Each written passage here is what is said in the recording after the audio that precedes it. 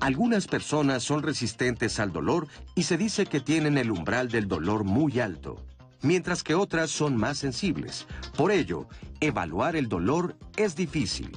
Los especialistas refieren que se trata de una noción subjetiva, tanto que hay quienes piensan en el dolor como un síntoma y otros lo consideran una enfermedad. La realidad es que hay pacientes con dolores agudos que necesitan ser informados sobre cómo utilizar los medicamentos para aminorarlo, y pacientes que viven con dolor crónico, que requieren de tratamientos integrales para mejorar su calidad de vida. Hoy, en Diálogos en Confianza, infórmate acerca de cómo se trata el dolor. ¿Cómo están? Bienvenidos a Diálogos en Confianza. Qué gusto estar con ustedes este lunes, en donde vamos a platicar de dolor. ¿De cuál causa? La que sea. Vamos a hablar de dolor. Todo mundo hemos tenido algún dolor alguna vez en nuestra vida.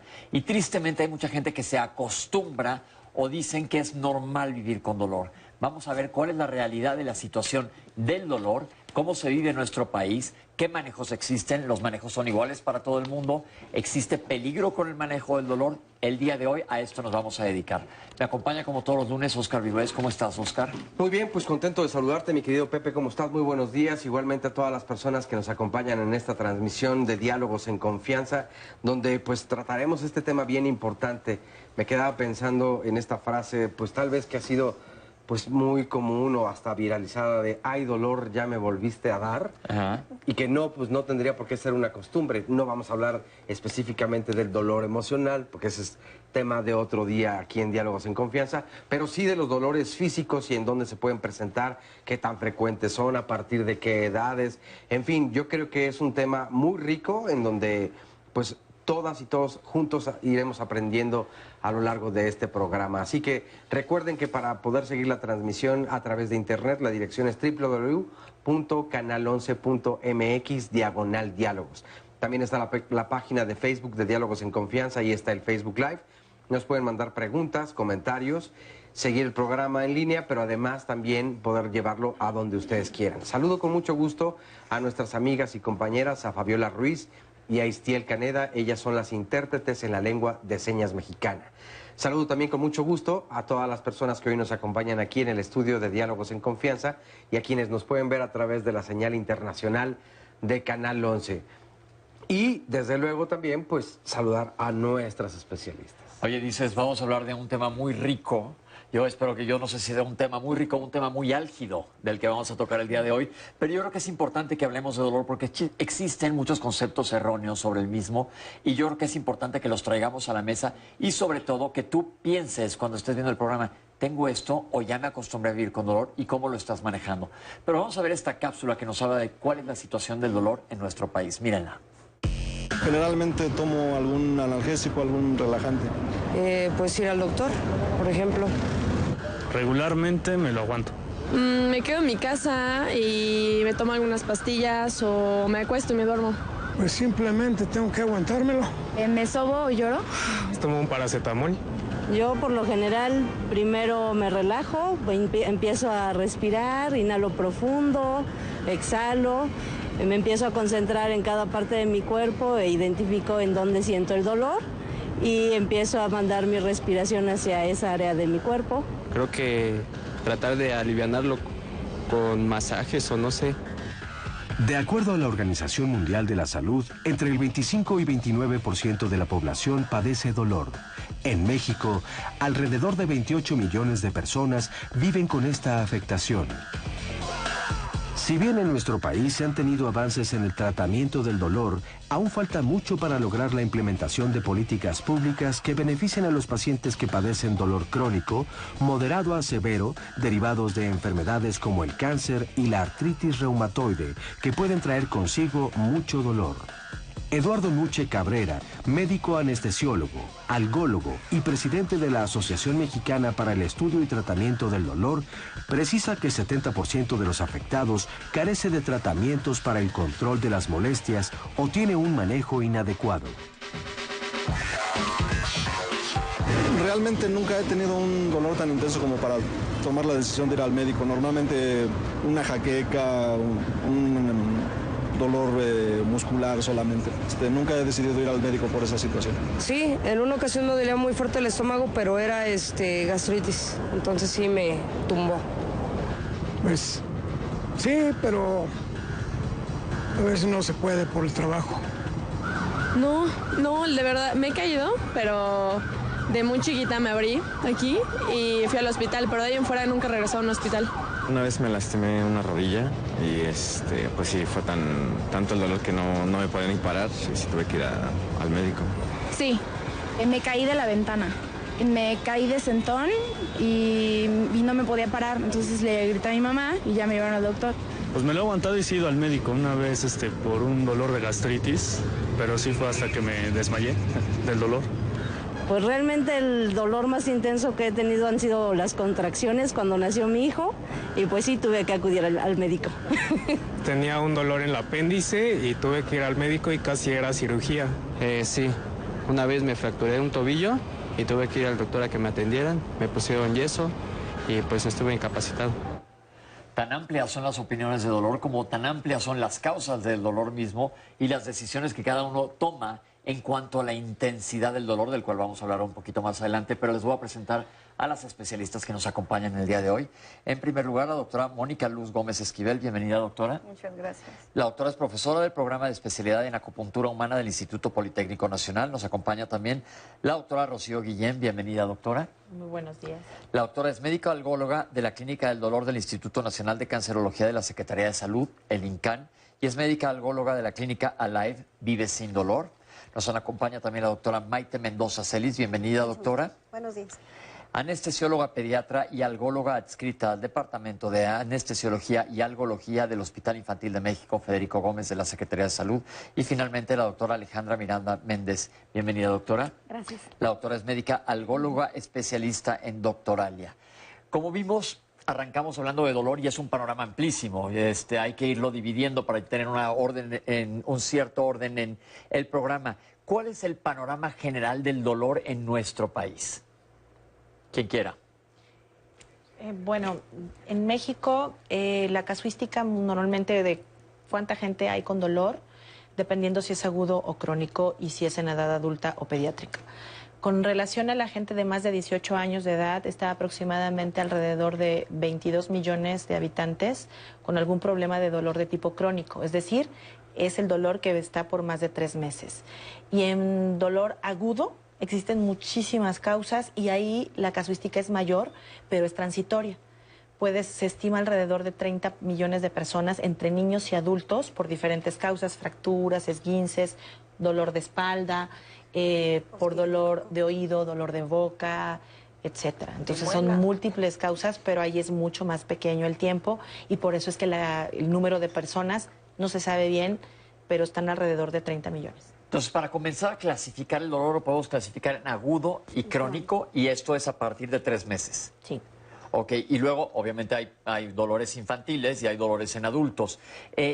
¿Nos puede explicar qué es el dolor? Dije especialista en doctoralia, perdón. ¿Nos puede explicar qué es el dolor? ¿Qué es? ¿Cómo aparece? ¿Qué tiene con nuestro sistema nervioso? ¿Cómo está cableado? ¿Por qué hay gente más sensible? ¿Por qué no? ¿Qué es el dolor? Por supuesto, hay una definición muy clara, que bueno, evidentemente hay asociaciones internacionales, nacionales, que nos hablan precisamente de esto y que se han encargado en definirlo. Una definición tal cual es una experiencia sensorial y emocional desagradable. Y me gusta resaltar este punto, porque el dolor es una experiencia personal. ¿Qué quiere decir? Que las mujeres que sufren de dolores de parto no les duele igual a todas, ni en el primer parto, ni en el segundo. Entonces, ¿qué quiere decir? Que sí también es algo completamente subjetivo, que hemos tratado de organizar, ponerlo en clasificaciones, en intensidades, en tipos, y la ciencia ha intentado decir, bueno, este camino es el que duele así, este otro camino es el que duele así, y por lo tanto dar un tratamiento para esto. Pero la realidad es que es algo personal y que como tal también es cultural, ¿no? Es decir, en México también la manifestación de las mujeres, pongo este mismo ejemplo, de los partos, de las contracciones, se vive diferente que en Italia, o sea, es decir, las manifestaciones que todos podemos ver y las expresiones de gritos de dolor, de las caras, todo, sí es distinto, ¿no? Entonces podemos empezar por ahí. ¿Qué determina que sea distinto un dolor en una persona a otro si estamos todos cableados neurológicamente igual? Bueno, yo quiero mencionar que en los niños, por ejemplo, el dolor existe desde incluso antes de nacer, ¿no? Entonces, en el niño, dependiendo de la edad, porque tenemos recién nacidos, incluso niños prematuros, incluso niños que están en la edad de lactantes, lactantes mayores, preescolares y adolescentes, en los niños el dolor es, como dice la doctora, es una experiencia desagradable, pero en el niño la connotación diferente es que a veces no vamos a poder tener que él pueda expresar el dolor con decir, me duele el sitio, todo. Pero sin embargo, nosotros que vemos y manejamos niños, podemos interpretar este dolor con diferentes escalas que existen y con patrones de comportamiento. El niño, pues el papá que lo conoce va a referir que su niño no está como normalmente, está irritable, está sudando, lo siente muy inquieto. Entonces, en cuanto a los niños, nosotros como médicos y como tenemos diferentes edades, ¿no? Entonces, para nosotros, desde el dolor de un recién nacido a un adolescente, pues es diferente, pero esa connotación de la definición de dolor, de la experiencia sensorial y emocional desagradable asociada a un daño, o sea, tenemos que nosotros interpretarlo y hacerlo, como dice la doctora, esa experiencia que es del niño, hacerlo evidente y hacerlo objetivo para poder tratarlo. Entonces, pero vuelvo a la misma pregunta, ¿qué hace ya sea en un niño o en un adulto que sea diferente? Por ejemplo, yo puedo tener ahorita una piedra en el riñón y me va a doler muchísimo y probablemente usted no. ¿De qué depende ese umbral doloroso? Bueno, si lo imaginamos como en esta habitación y pensamos que el switch es lo que inicia ese proceso, en el ser humano nosotros tenemos algo que se llama umbral al dolor, que es el estímulo que debe de alcanzar cierto voltaje para que entonces el cuerpo lo reconozca como dañino. Porque si a usted lo toco ahorita, siente mi piel y siente la temperatura, pero no le causa un dolor porque no es dañino este estímulo. Entonces tiene que haber un estímulo que en dolor normal, es decir, en el síntoma que protege a nuestro cuerpo, debe de ser en un rango de voltaje de menos 65 a menos 75 milivolts. Este estímulo activa las fibras nerviosas que transmiten esta información a la médula espinal, que es el primer relevo. En el cableado de la luz es lo que va en el cablecito hasta donde tenemos el generador para que se encienda el foco. Entonces, ahí, en la médula espinal, podemos tener tres respuestas. Una, que la médula diga, no, pues te fracturaste y se te salió el hueso, compadre. Entonces, manda la información amplificada al cerebro y el cerebro se hace consciente de que tenemos un daño orgánico. Y eso es lo que hace que evoques el dolor. Claro está, se liberan muchas sustancias que se llaman sustancias proinflamatorias. Es decir, lo que hace que si te tocas esté pachoncito, que esté rojo, que esté caliente, son sustancias proinflamatorias. La médula espinal también puede hacer que sea un estímulo dañino, pero no tan importante para molestar al cerebro, para molestar al patrón de que hay algo dañino en la periferia. Entonces libera sustancias la médula y apaga el estímulo. Y también ustedes piénsenlo, todos los que estamos aquí, si te prensas el dedo en la gaveta, ni siquiera te ha dolido y ya jalaste el dedo. Eso se llama arco reflejo y es la tercera acción que puede tener la médula. Ese es un proceso normal. Con la pregunta específica de por qué hay gente a la que le duele más y hay gente a la que le duele menos, son por las experiencias dolorosas previas, por el estado emocional. Se sabe que la gente con estados de tristeza o depresión tiende a percibir más el dolor y no es porque se lo invente, sino porque el organismo tiene menos sustancias que apagan los estímulos, como serotonina o noradrenalina, la sustancia de la felicidad, y endorfinas u opioides endógenos, que apagan los estímulos. Y en los niños, dependiendo de la edad, bueno, ella es la ultra especialista en algología pediátrica, dependiendo de la edad, es qué tan maduro o inmaduro está el sistema nervioso, y dependiendo de eso, es cómo se percibe el dolor. Pero en general todos nosotros, si no hemos estado a estímulos constantes dolorosos expuestos de forma crónica, debemos de percibir el dolor más o menos en la misma intensidad. Okay. Fíjate que yo he escuchado la explicación que me parece fantástica y cómo es en cada uno muy diferente y tiene que ver lo emocional, porque mientras decías, si yo te toco en este momento solamente vas a sentir mi piel y la temperatura, pero no te va a doler. Pero si previamente hay una mala experiencia emocional, a lo mejor te duele que se quiera acercar y dices, no. Bueno, además... No, y además, perdón, de que también mencionaba que decía un dolor normal. Hay personas que tienen ya alteraciones de la sensibilidad previa, donde si lo tocas, obviamente va a tener Vamos a hablar más adelante de patologías que ya te hacen más susceptible a dolor, por ejemplo, en los diabéticos, una neuropatía, algo por el estilo. Pero estamos hablando, de dolor en general, que está muy interesante saber esto.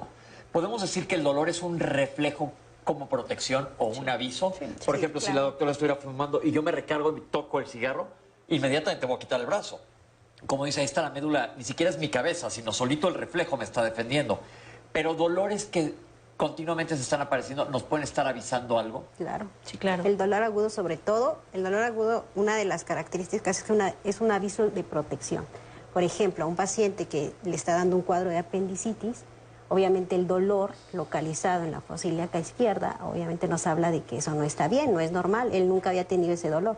Entonces te está avisando que algo no está bien. Sobre todo esa característica de aviso y protección está en el dolor agudo, ¿no? Que es donde en el dolor crónico normalmente esa característica se pierde. Entonces de ahí que a veces digan que es un síntoma o una enfermedad, porque el dolor crónico ya se va hacia una enfermedad y ya se quitó esa parte de protección del organismo. O sea, el organismo es tan inteligente que dice algo no está bien, te voy a manifestar dolor y entonces tú tienes que acudir al médico, como decían.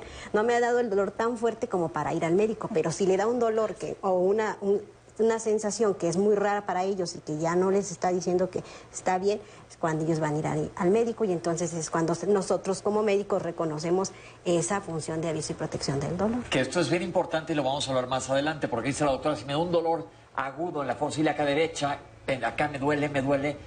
¿Cuántas veces no hemos visto yo como gastroenterólogo que dicen, ay, tómate un analgésico, se quita? Y el tapar los dolores puede ser contraproducente, lo vamos a ver un poquito más adelante, pero también considerar esta parte que acaban de decir que es muy impresionante, la parte emocional de cada uno. ¿Cuánta gente no dices, ahí es un chillón, de todo le duele? Exacto. Ahí estamos viendo que existen muchos más factores relacionados al dolor que tienen que ver con la emocionalidad. ¿Qué pasó, Oscar? Hay una llamada y es muy interesante la pregunta de Telma Cruz que dice, el cómo se manifiesta el dolor es aprendido. Es decir, si en casa veo que mi madre se queja todo el tiempo, ¿eso podría aprender? También hay una condicionante que puede ser esta...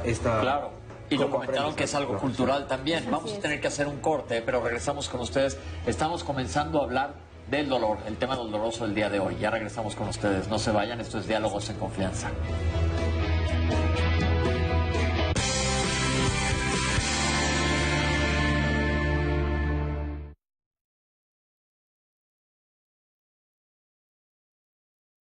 Nereitzi Abigail Santiago Martínez desapareció en el estado de Hidalgo el 11 de agosto de 2014.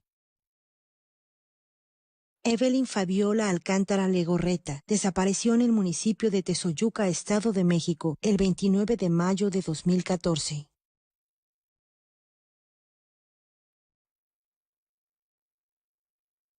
DogYou, la app que da voz a tu peludo. Puedes crear hasta 5 perfiles. Tienes apoyo médico 24/7. Puedes sacarlo a pasear y registrar su actividad. Crear tu perfil de empresa, solicitar u ofrecer servicios y calificarlos. DogYou, la app que da voz a tu peludo. Descárgala. El Tribunal Electoral de la Ciudad de México trabaja antes, durante y después de una elección, porque además de defender tu voto, te atiende si no se respetan tus derechos político-electorales. Imparte justicia cuando existen inconformidades en elecciones internas de partidos políticos, comités ciudadanos y consejos de los pueblos. Además, resuelve controversias en elecciones de autoridades en la Ciudad de México y en consultas ciudadanas. Tribunal Electoral de la Ciudad de México. De principio a fin, justicia en tu elección. Porque tú lo pediste. Sigue disfrutando la serie completa sobre la madre del mestizaje.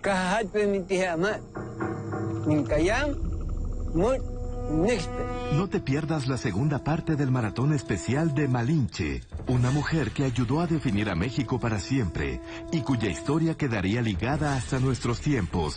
Malinche, domingo 30 de diciembre, a partir de las 21 horas.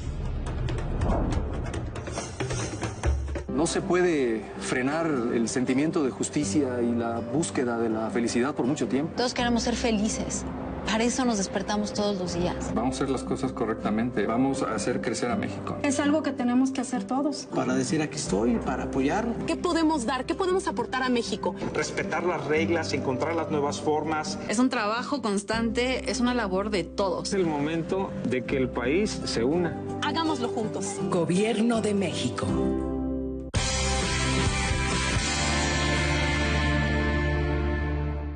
El dolor es una percepción compleja que difiere enormemente entre los pacientes, aún entre los que parecen tener lesiones o enfermedades idénticas. De ahí que estudiarlo es muy complejo.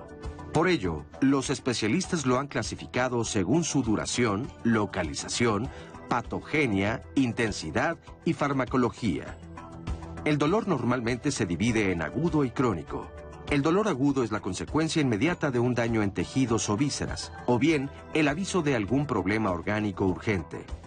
Cuando el dolor dura más de 3 meses, pese a la atención médica o psicológica especializada, se conoce como dolor crónico. En sí mismo, este tipo de dolor rara vez constituye una amenaza para la vida, por lo que la prescripción médica más común es aprender a vivir con él, para minimizar su impacto en la vida diaria de la persona que lo padece. Los avances en la medicina que nos han permitido vivir más años también han hecho posible el desarrollo de fármacos para controlar el dolor. Por ejemplo, en pacientes con cáncer, artritis reumatoide, fibromialgia y osteoartritis, entre otras enfermedades, aunado por supuesto a los tratamientos integrales que requieren para mejorar su calidad de vida. Ahí lo tienen en general. Seguimos con generalidades del dolor, perdón. La intensidad del dolor, ¿qué importancia tiene? La intensidad es muy importante porque al final del día, como vimos en la cápsula primera, es lo que hace que el paciente o la persona que sufre de dolor acuda con el médico, ¿no? Entonces, al final del día sí tenemos escalas que nos ayudan a determinar la intensidad del dolor, pero nuevamente es intentando objetivizar algo subjetivo, ¿no? Entonces, cuando alguien puede decir que un dolor menstrual está en 5, pues alguien le puede decir que en 9 y que en 10. Y al final del día hay que creerle siempre al paciente, porque algo subjetivo y tenemos que evaluar esto. ¿Por qué? Porque dependiendo de la intensidad del dolor, también va de la mano con el tratamiento que nosotros pongamos. Más bien va enfocado en ese sentido. Que me lleva a la siguiente pregunta. El dolor, cuando se diagnostica, no es que se diagnostique un dolor, buscas diagnosticar una patología. El paciente tiene un síntoma que es el dolor. ¿Siempre va a haber una causa subyacente física? No necesariamente, en la mayoría de las ocasiones sí. Y algo que es muy importante, hay una frase que creo que todos los algólogos y los que nos dedicamos a manejo del dolor tenemos claro, es que dolor es todo lo que el paciente dice que duele. Y esa es nuestra máxima. Es decir, llega un paciente a mi consulta y me dice, es que me duele. Lo primero que tengo que buscar es una causa física, una causa orgánica que me demuestre o que, a mi parecer, médicamente hablando, me deje claro de que eso es lo que le está generando el dolor. Existen un pequeño grupo de pacientes que no tienen una causa orgánica per se, es decir, que lo buscamos por todos lados, ponemos de cabeza, les hacemos estudios y nada. Estos se llaman síndromes dolorosos somatoformes, psicosomáticos o somatomorfos, dependiendo de quién lo diagnostique, el psiquiatra, el algólogo, el internista, etc. Pero sí, en general, normalmente lo que debemos de buscar es una causa orgánica, un problema físico, ya sea actual o anterior, que es lo que está dando la generación de este modelo de dolor. Yo creo que esto es muy importante porque si estamos viendo que el dolor no solamente es una cosa física, sino también influye la conducta, los conocimientos y la individualidad de cada uno, muchas veces puede ver un dolor, como dice, un dolor que no es real. O inclusive hemos tenido el día que hablamos aquí de amputaciones, gente que le duele el pie y ya no tiene el pie. Sigue existiendo la referencia del dolor. Ahora, en cuanto hablamos de causas de dolor, siempre, por ejemplo, si me duele el codo, ¿quiere decir que tengo un problema en el codo? O si me duele del lado derecho, ¿tiene que ser a fuerzas o el ovario o el colon? ¿O existe el dolor referido? No, claro, pero claro que existe el dolor referido. ¿Qué quiere decir esto, doctor? Esto significa que obviamente el origen está en un lado y se va a manifestar en otro. Y esto también puede ser por muchas causas. La misma irradiación del nervio, el cual pudiera estar ahí inervando. O en los pacientes, eso es muy interesante. Resulta que, como dices, un paciente se acostumbra a vivir con un tipo de dolor. Y así se mantiene, toma algo o ya ni lo toma. Se mantiene. Y entonces tiene que llegar un segundo estímulo que moleste más o que tenga ya cuando la enfermedad se ha agravado, y puede ser que no sea incluso en el mismo lugar, sino en un lugar adyacente, y que entonces nos esté dando la pauta para dar el tratamiento. Podríamos decir que un ejemplo es el típico dolor de ciática que dices, me duele aquí atrás de la pierna y el dolor está arriba en la columna vertebral. Ahora, tenemos aquí la suerte de contar con un acupunturista en el foro. ¿La acupuntura ve el dolor de la misma manera que lo ve la medicina tradicional? Sí, bueno, si hablamos un poquito de la parte filosófica, porque siempre he dicho acupuntura, a pesar de que ahorita ya está más que estudiado sus mecanismos de acción y que hemos encontrado pues ya muchas de las formas en las cuales actúa, sobre todo en el dolor, no es lo único, pero sobre todo en el dolor, hablar desde el punto de vista filosófico implica para ellos un estancamiento de canales y colaterales. Es decir, para la medicina china todo tiene que fluir, todo tiene que moverse. Y entonces cuando algo detiene ese cauce es cuando hay dolor. Por eso decía un paciente, bueno, uno de los de hace rato, es que yo me sobo y se quita, ¿no? ¿Por qué? Porque es una manera incluso como de reavivar. Sin embargo, obviamente, ya en la parte actual, obviamente somos médicos, que eso es muy importante, que sigo insistiendo, tienen que ir con un médico. Porque un dolor, pues yo puedo decirles, acupuntura simplemente le pones en el punto doloroso, y con eso se puede mejorar porque hay una respuesta local que de manera inmediata puede quitar la molestia. Sin embargo, somos médicos y tenemos que ver cuál es la causa, porque no podemos estar manteniendo a un paciente con un dolor y nada más estarlo paliando o estarlo tapando cuando pudiera ser algo más severo.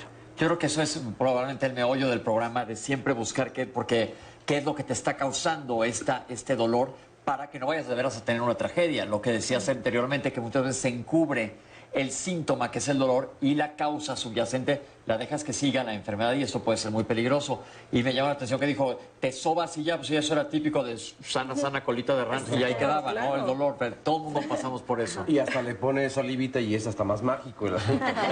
Oye, pero me recuerda todo esto, la parte donde sana, ya cuando estás tal vez diagnosticado y te mandan el tratamiento, hay personas, y yo en algún momento, me he de confesar, así lo hice, si ya te empiezas a sentir mejor, a veces incluso interrumpes el tratamiento, claro, y ya, no lo continúas y no llegas al término. ¿Qué tanto puede afectar eso en ese momento y después, obviamente? Pero también me nace otra pregunta que parte también de las respuestas en el sondeo. Veíamos algunos hombres que, esto está comprobado, los hombres vamos mucho menos al médico, entonces nos aguantamos el dolor porque ese es un comportamiento de machos y así debo ser. A mí no me duele nada y aunque me duela me aguanto. Pues no hay que aguantarnos porque puede ser algo mucho más grave. Exacto. Pero ¿sí es un mito o no esto de que las mujeres tienen un umbral mayor al dolor que los hombres? Nos lo pregunta Paco Islas. Vamos, Paco, vamos a ver esta cápsula del umbral justamente y regresamos con las doctoras a que nos lo expliquen desde su punto de vista. El dolor es difícil definirlo porque es una sensación subjetiva y es diferente cada persona. Sin embargo, una definición que se dio hace algunos años es la que dio la Asociación Internacional para el Estudio y Tratamiento del Dolor, la cual menciona que es una sensación subjetiva, es una sensación desagradable asociada a daño real o potencial o descrita en términos de tal daño. El umbral del dolor es el nivel en el cual este sistema se activa. Todos podemos percibir estímulos vibratorios, estímulos mecánicos, químicos, estímulos térmicos. No nos generan una sensación desagradable o dolorosa. Sin embargo, cuando rebasamos cierto límite, este sistema se activa y entonces este tipo de estímulos pueden provocar una sensación dolorosa. Existen escalas que son instrumentos que nos permiten aproximarnos a esta sensación. Obviamente no podemos medirlo de manera objetiva porque no podemos ver, no lo podemos palpar, no lo podemos oler. Estas escalas nos permiten hacer una aproximación muy cercana a lo real, pero debido a la subjetividad del fenómeno es muy difícil medirlo de manera cuantificable. El umbral está influido por varios factores. Uno de ellos es el género. Suponemos que la mujer tiene un umbral al dolor más alto que el hombre. Obviamente también los medicamentos pueden modificar el umbral al dolor, también el estado emocional, no lo percibimos igual si estamos deprimidos, si estamos enojados, si estamos tristes, se modifica. Sin embargo, también por supuesto que existen factores genéticos. Es un fenómeno en el cual influyen múltiples factores y que es diferente de una persona a otra. Doctoras, entonces, ¿Las mujeres aguantan más que los hombres, sí o no? ¿Cuántas veces no hemos oído la frase, híjole, no, es que tú nunca aguantarías un dolor de parto? Yo diría, bueno, es que tú nunca aguantarías una torsión testicular. Seguro que así es. Pero Seguro entonces, que ¿sí las mujeres son más aguantadoras? Pues eso es un poco de controversia, o sea, porque también hay que ver el tiempo de cuánto tiempo tiene de dolor ese paciente. En agudo, las mujeres toleran mejor que los hombres el dolor, pero también se ha estudiado y en revistas médicas se ha publicado que a largo plazo los hombres toleran mejor el dolor que las mujeres. Toleran. Exacto. ¿Por qué? Porque el pensamiento, estructuralmente hablando, y aquí involucramos la parte emocional y psicológica, es distinto a la estructura de pensamiento de un hombre y una mujer. Entonces nosotras, las mujeres, tendemos a focalizar más las cosas y estar más como pensando en lo mismo que los varones. Los varones se distraen más con la cerveza, con el fútbol, con el béisbol, con los amigos, el tráfico, etcétera. Entonces eso es lo que hace también que la diferencia de género a corto y a largo plazo haga que la medición y la intensidad del dolor en mismas condiciones sean percibidas de forma distinta. Hombre versus mujer. Mujer tolera más en agudo y el hombre tolera más en crónico. Esto es muy interesante. Perdón, doctora, ¿y en niños? En niños, realmente las niñas, como dice la doctora, toleran un poquito mejor el dolor. O sea, las niñas. Sin embargo, como dicen, o sea, esa parte de si eres niño no tienes que llorar, si eres niña tienes derecho a expresar todos tus sentimientos, desde ahí viene, ¿no? Pero sin embargo, cuando la patología es la misma, por ejemplo, un niño con un osteosarcoma, o sea, un tumor óseo que le afecta a las niñas y a los niños igual, o sea, la niña puede expresar todo y la niña la llevan a la clínica del dolor y al niño hacen que se espere un poco más, ¿no? Sin embargo, ya cuando está la enfermedad en la misma proporción, el sentir del dolor es igual. Yo creo que entonces aquí hay que romper uno de esos paradigmas de aguántate como los machos del dolor, porque verdaderamente puede estar pasando alguna situación seria. Sobre todo esto en niños, ya en adultos es nuestra responsabilidad acudir a buscar una causa, una etiología, le decimos nosotros, a ese dolor para dar el tratamiento adecuado. Ahorita vamos a platicar del tratamiento del dolor, porque evidentemente existen miles de patologías que causan dolor, no nos vamos a ir sobre cada una de ellas. Claro. Pero algo me quería decir, doctora, que le interrumpí. Sí, no, que hay como término malentendido de umbral del dolor, porque en general lo decimos como yo tengo un umbral bajo, un umbral alto al dolor. Sin embargo, anteriormente la doctora Guillén nos decía, o sea, umbral al dolor se describe en términos pues de voltaje, ¿no? Lo que desencadena precisamente o activa estas vías del dolor, ¿no? Estas vías eléctricas del dolor. Pero otra vez, normalmente lo utilizamos en eso, de cuándo se siente o no dolor. Y yo vuelvo a lo cultural. ¿Por qué? Porque se han hecho estudios donde la mujer italiana, en trabajo de parto, grita mucho. ¿Me explico? Y grita, pero son gritos de verdad, ¿no? Es decir, manifiesta o se da el permiso de poder gritar su dolor y echarlo para afuera. Y cuando nosotros vemos, ¿no? A las comunidades indígenas de nuestro país y que nos llegan a los hospitales públicos, no se quejan de dolor. No se quejan de dolor. Mismo, sí. En dolor posquirúrgico, en dolor de lo que sea. En general, este tipo de población no se queja. Y cuando uno se acerca y pregunta, ¿es que no le duele? Claro que me duele, pero ¿para qué grito? ¿Para qué me quejo? Entonces, ¿Para esto qué es una cosa cultural, que es bien interesante, observación, bien interesante. Cuando el umbral sea el mismo, no sé si me explico. Claro que para el mismo dolor, ¿no? Un italiano va a gritar, pero un italiano grita. Como que es condición sine qua non del italiano, ¿no? De la ópera. Pero muchas veces, no, es que es bien interesante esta parte cultural, claro, porque evidentemente se refleja en el comportamiento de cada uno de los pacientes, de cada uno de nosotros, porque todo el mundo hemos tenido dolores distintos. Oscar, ¿tienes llamadas? Sí, nos dice Adrián López, ¿qué tipos de dolor existen? Bueno, ya se han compartido algunos de ellos. Pedro Reyes, el dolor neuropático típico se manifiesta como de quemazón, ardor, punzante o lacerante y puede llegar a ser muy molesto. Aura Hernández, ¿nos pueden explicar qué es el dolor somático, psicosomático, en fin, todas estas divisiones? Y yo me quedaba pensando en uno de los tal vez más intensos que particularmente yo he vivido, y es el de muela. Incluso alguna vez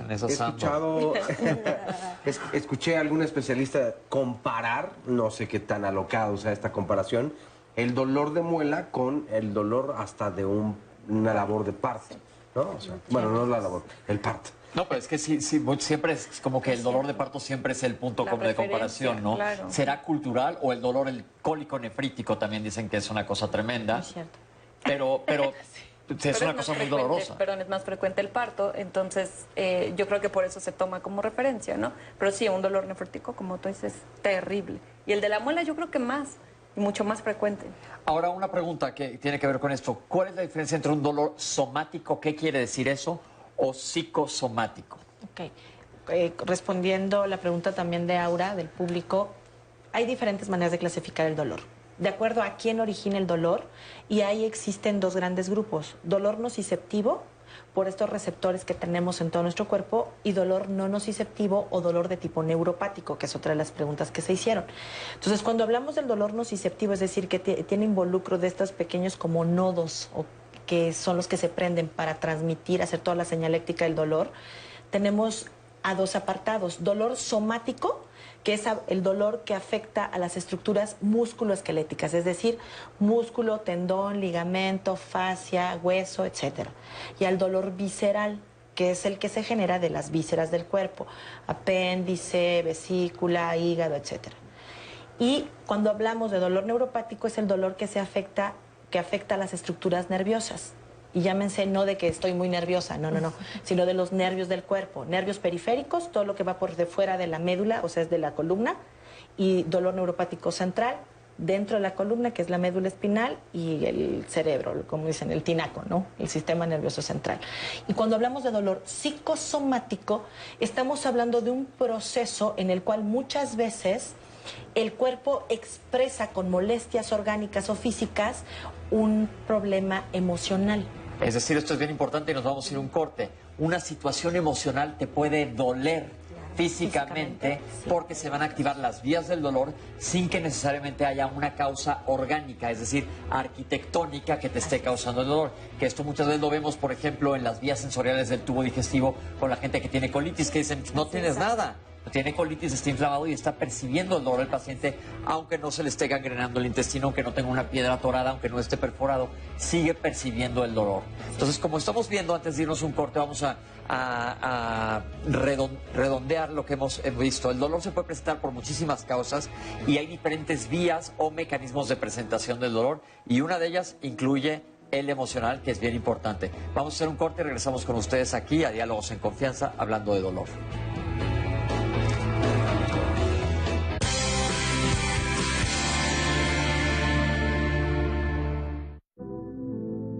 Nunca le di importancia a ver la luz. Ahora que vuelva a ver, puedo cocinar para mi familia.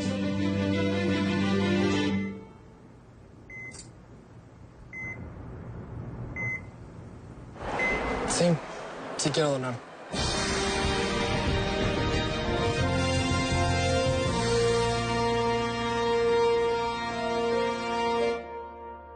FW is here.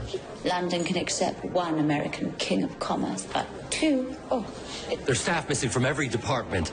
But where's our staff? Are you in love with Mr. Leclerc? It's Roddy Temple. I'll speak to I'll you. handle Mr. Temple, Rose. Someone rather special wants to visit Selfridges. Well, you know I'm not very keen on granting special favors, Lady May. You might change your mind when you find out who my friend is. Mr. Selfridge, martes, 23 horas. Ir a los desfiles o participar en la cabalgata es que no se pierda la tradición en mi familia. Descubre cómo festejamos los mexicanos. ¿Cómo los celebro? Miércoles, 20-30 horas. El pueblo de México es heredero de grandes transformaciones, épocas decisivas que marcaron el porvenir de nuestra patria. Primero, lo hicimos por nuestra independencia y libertad. Después, perseveramos hasta ser república. Más tarde, luchamos por la tierra y la justicia. Hoy iniciamos la cuarta transformación hacia un México más justo, más democrático. Un México para todos y todas. Gobierno de México. 50 años de trayectoria en los que han capturado la música popular de México y América Latina. Disfruta un concierto que comprende diversos géneros, instrumentos prehispánicos y canciones del folclore mexicano y de Latinoamérica. Especiales musicales desde el Lunario. Los folcloristas en concierto. Martes 25 de diciembre, 20 horas.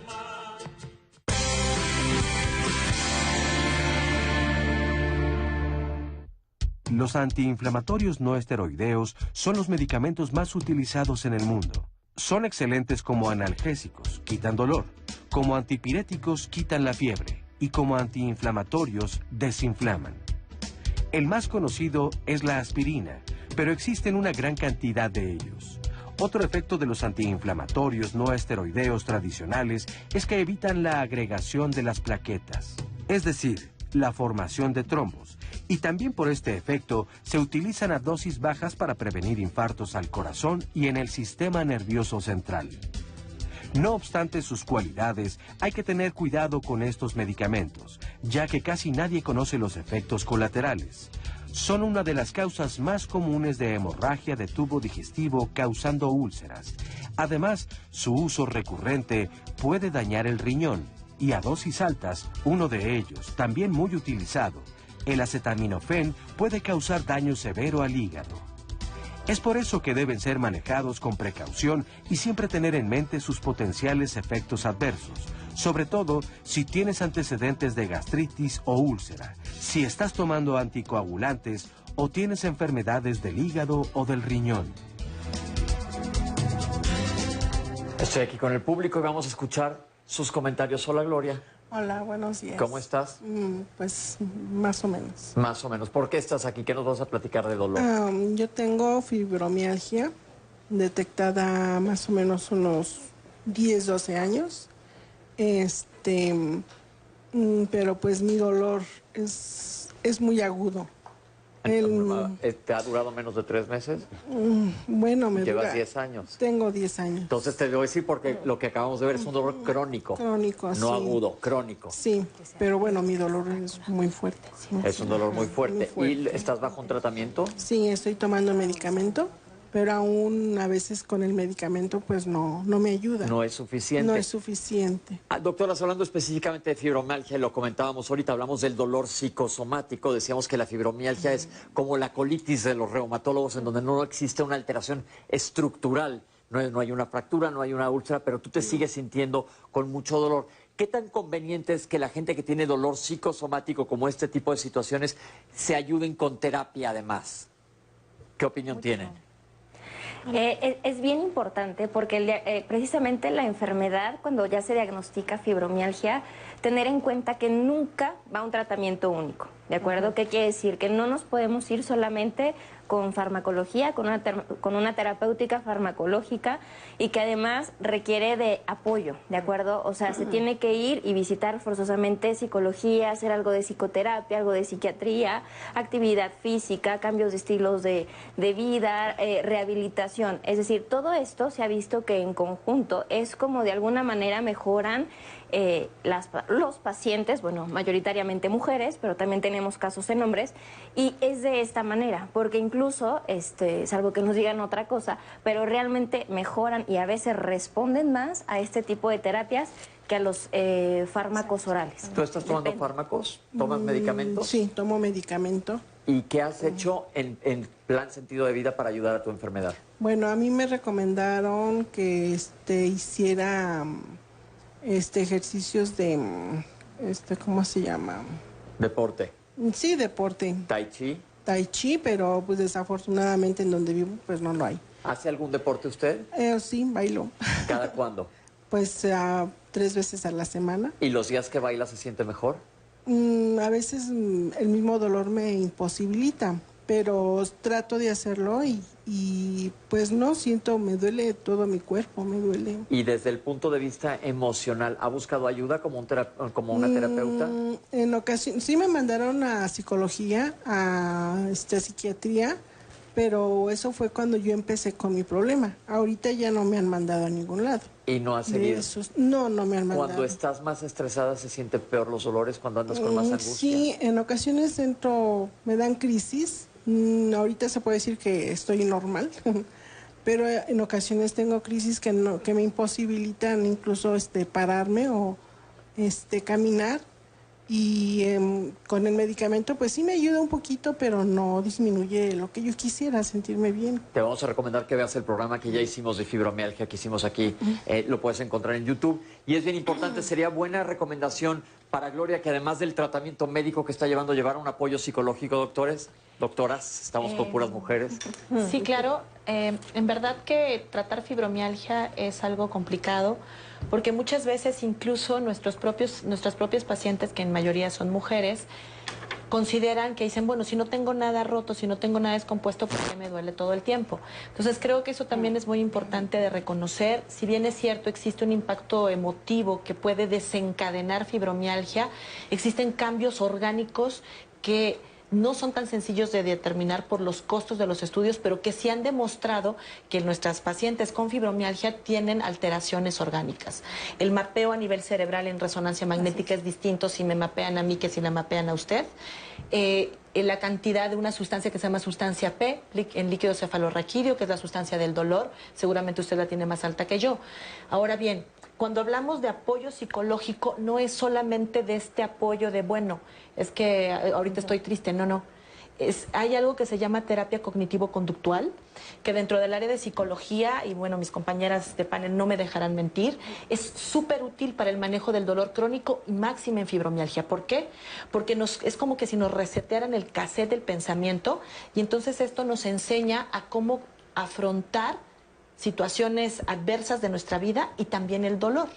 Entonces esto nos ayuda como a controlar mejor el dolor aún sin el medicamento. O sea, eso no quiere decir que la terapia cognitivo-conductual sustituya una terapia farmacológica, es decir, medicamentos, pero sí coadyuva y potencializa los efectos benéficos. Entonces ahí tal vez lo que nos falte es terapia cognitivo-conductual como parte del tratamiento habitual de su problema, que es fibromialgia.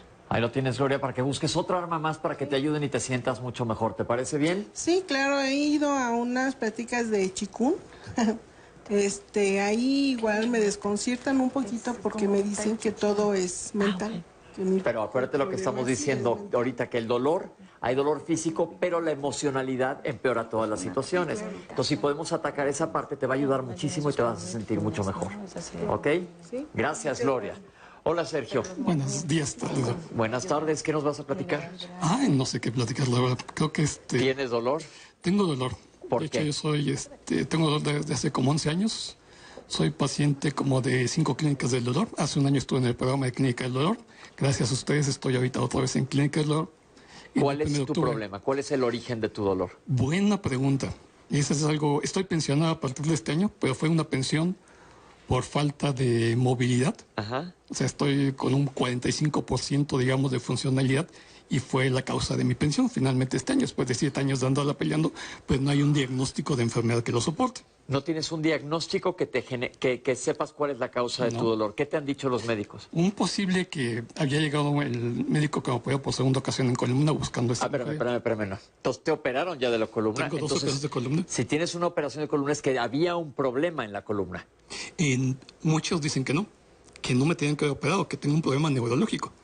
Ok, y no tienes nombre de este problema. Posiblemente sería a la conclusión que llegó la persona que me operó en segunda ocasión, que se fue a Canadá a hacer una especialidad, ya no ha regresado, que es un síndrome de Jering-Rose, algo así se llama, que es un problema neurológico. De hecho, en las resonancias magnéticas aparece una pequeña mancha del lado izquierdo en el hipotálamo, pero el lado más problemático en general mío es el lado izquierdo. Tengo dolor, tengo una falta de sensibilidad, tengo muchas alteraciones en lo que es concentración, conocimiento, orientación. Entonces, evidentemente, en tu caso existe un involucro de la parte neurológica y estás recibiendo tratamiento para el dolor. Estoy recibiendo, de hecho me acaban de cambiar, he estado con todo, el día viernes, el día jueves me empezaron a mandar oxicodona. Ya tuve buprenorfina y estuve tomando metadona, todo lo que es pregabalina, y ya. Muchos medicamentos, sí. Sí, ya estoy como predializable, traigo daño a hígado y riñón por tantos medicamentos, tengo una apnea obstructiva severa, tengo lo que es la parte, tengo una epilepsia que manejan como benigna. Entonces muchos dicen, es que ahí hay una serie de cosas neurológicas que nunca te han checado. O sea, lo que es la apnea puede venir de lo que es la parte del cerebro, ¿no? Del tallo cerebral, sí. Tengo también una hiperglobulia. Hiperglobulia quiere decir que tiene demasiados glóbulos rojos. Me han tenido que hacer sangrías. Entonces me dicen, es que eso viene de dos, o viene del pulmón o viene también del cerebro. Entonces, nunca, como que me están tratando de controlar los síntomas, pero nunca realmente tratado de buscar. Tienes un caso difícil que no se ha encontrado un nombre específico para tu enfermedad. Doctora, ¿la acupuntura le podría ayudar? Ya estuve como 4 años en la acupuntura. De hecho, he estado con los Alcocer, que son muy conocidos, que están ahí por Tasqueña. Y estoy en la terapia. Me han dado 4 veces la terapia estando ahí en una sesión y sigo igual. ¿No te ayuda en absoluto? No. Ni los medicamentos. He estado 4 días por dolor hospitalizado en el Fernando Quirós.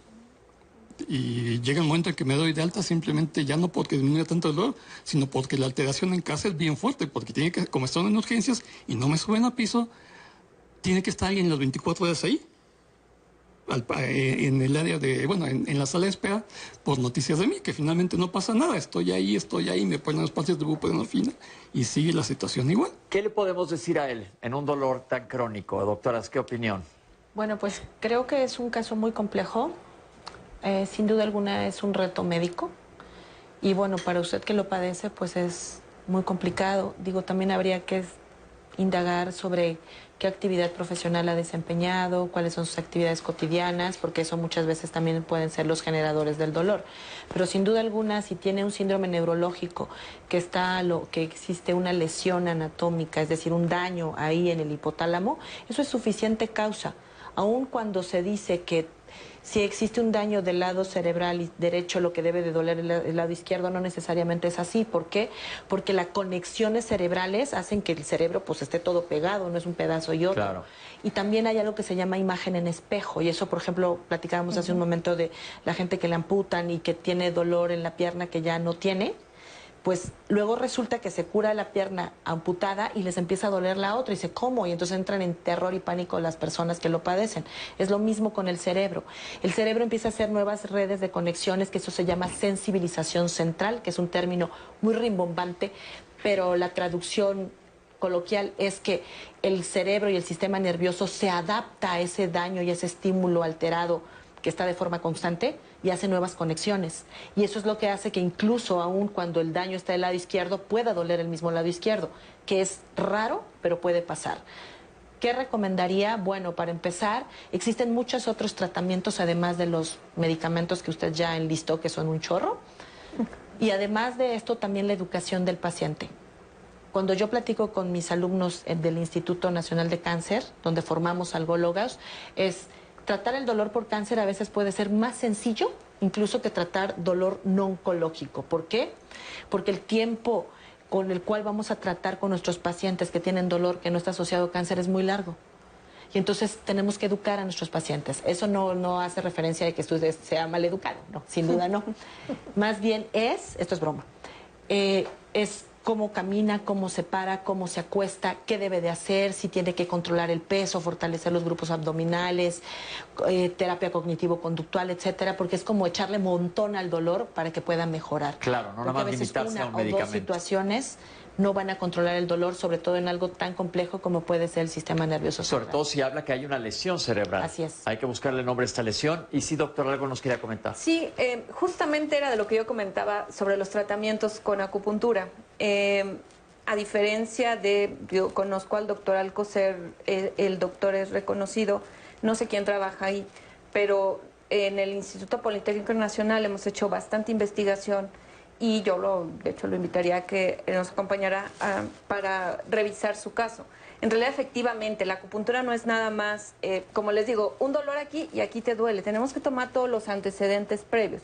Y como comenta la doctora, si justamente hay un problema, hay un daño ya físico, obviamente eso está afectando cualquier tratamiento, incluso la acupuntura. La acupuntura también hace relevos a nivel de ciertas zonas cerebrales para generar una respuesta terapéutica. Entonces, valdría mucho la pena hacer todo un estudio, pero completo. Pues ahí lo tiene para que hable con la doctora, que le está haciendo una invitación. Lo pueden ver en el poli para tratar el dolor. Pero yo insistiría en la lesión cerebral, que probablemente allí esté el origen de todo. Sí, por supuesto. Que esté con un neurólogo, a acudir al Instituto Nacional de Neurología, por ejemplo, ya estuvo. Pero para que tenga un nombre. Y si no, de menos quitarle la sintomatología en el mayor grado que se pueda, porque como estamos viendo aquí en el programa, vivir con dolor crónico es muy difícil. Muchísimas gracias, Sergio. Oscar. Hay una llamada que llega, yo creo que es para Alejandra, que dice Tere Cortés.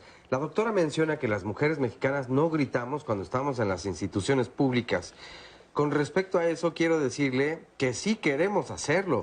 Pero los médicos y enfermeras nos regañan si lo hacemos. Incluso me han dicho, si grita, no la atiendo. No, sí, es una pena, ¿no? Que haya tenido que pasar por esta suerte, pero bueno, es el punto nada más como lo cultural, ¿no? Era claro, puntualizar esto. Para hacer la distinción. Claro, la distinción, porque ganas de gritar, yo creo que a todos cuando tenemos un dolor. Sí, a mí me parece severo, clarísimo, ¿no? Es muy cultural de como a los hombres también nos dicen, los hombres no lloran. Punto. Pero es bien interesante esta distinción que dijo la doctora, comparado, por ejemplo, con un italiano que va a gritar siempre. Y hay mucha gente que viene de comunidades muy rurales, que los ves y dices, ¿cómo no se está revolcando del dolor cuando trae media pierna, se la voló con un balazo, ¿no? Que es, por eso es muy subjetivo y tiene mucho que ver todo lo que nos están explicando ustedes en cuanto a dolor. En los niños, ¿cómo es? Porque los niños, pues los bebitos lloran todos parejos, pero luego cuando empiezan a desarrollar personalidad, pues es diferente. Ya no hablamos del umbral, sino de la respuesta al dolor. Claro. ¿Qué hay en los niños? En los niños, lo cultural también influye, ¿eh? Porque, por ejemplo, tenemos niños de la ciudad, en donde el niño se cae y empieza a llorar, ¿no? Y entonces el papá, no, ya cálmate, tranquilo, llora, está bien. Pero vienen niños también de afuera de la ciudad, que están en provincia, y que desde muy niños los ponen a trabajar en el campo, ¿no? Entonces esos niños están acostumbrados a rasparse, a pegarse, a golpearse, y entonces ellos pueden tener la misma caída del niño de la ciudad y no van a manifestar el dolor como llanto, porque realmente también lo cultural en los niños influye, o sea, en donde esté el niño. ¿Y cómo manifiestan el dolor? Pues desde que nacen hasta la edad adolescente la manifiestan con el comportamiento. O sea, el niño normalmente patalea, o sea, se mueve, se gira, si no se puede comunicar o sus signos vitales cambian. O sea, un niño puede tener, le puede latir muy rápido el corazón, que le llamamos taquicardia, o se le puede subir la presión igual que a un adulto. Entonces, con nuestras escalas que utilizamos, normalmente siempre tomamos en cuenta como los ítems del comportamiento, lo fisiológico y la expresión facial, ¿no? Nosotros las muecas, el niño aprieta los ojitos o llora, o es como manifiesta él la intensidad del dolor, ¿no? Entonces... Esto es bien interesante porque, como estamos viendo, son muchísimos factores más allá del orgánico que se van a manifestar el dolor. Vamos a un corte y regresamos con ustedes.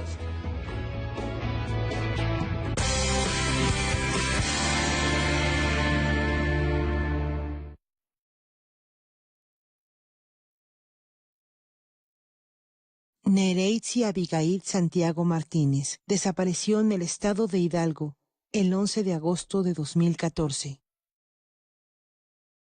Evelyn Fabiola Alcántara Legorreta desapareció en el municipio de Tezoyuca, Estado de México, el 29 de mayo de 2014.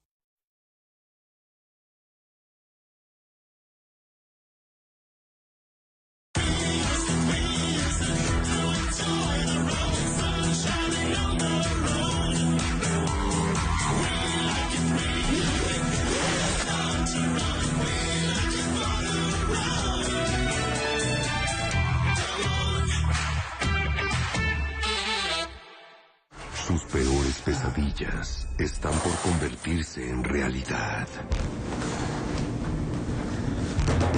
¡Guardia! En Mataguapas encontramos su computadora. Estuvo vigilando a tus hijas. ¿Dónde están mis hijas? No quise asustarte. Guardia García, el mal tiene muchas formas. Gran final, miércoles 23 horas. No se puede frenar el sentimiento de justicia y la búsqueda de la felicidad por mucho tiempo. Todos queremos ser felices. Para eso nos despertamos todos los días. Vamos a hacer las cosas correctamente. Vamos a hacer crecer a México. Es algo que tenemos que hacer todos. Para decir aquí estoy, para apoyar. ¿Qué podemos dar? ¿Qué podemos aportar a México? Respetar las reglas, encontrar las nuevas formas. Es un trabajo constante, es una labor de todos. Es el momento de que el país se una. Hagámoslo juntos. Gobierno de México. Clasificación A. Contenido apto para todo público.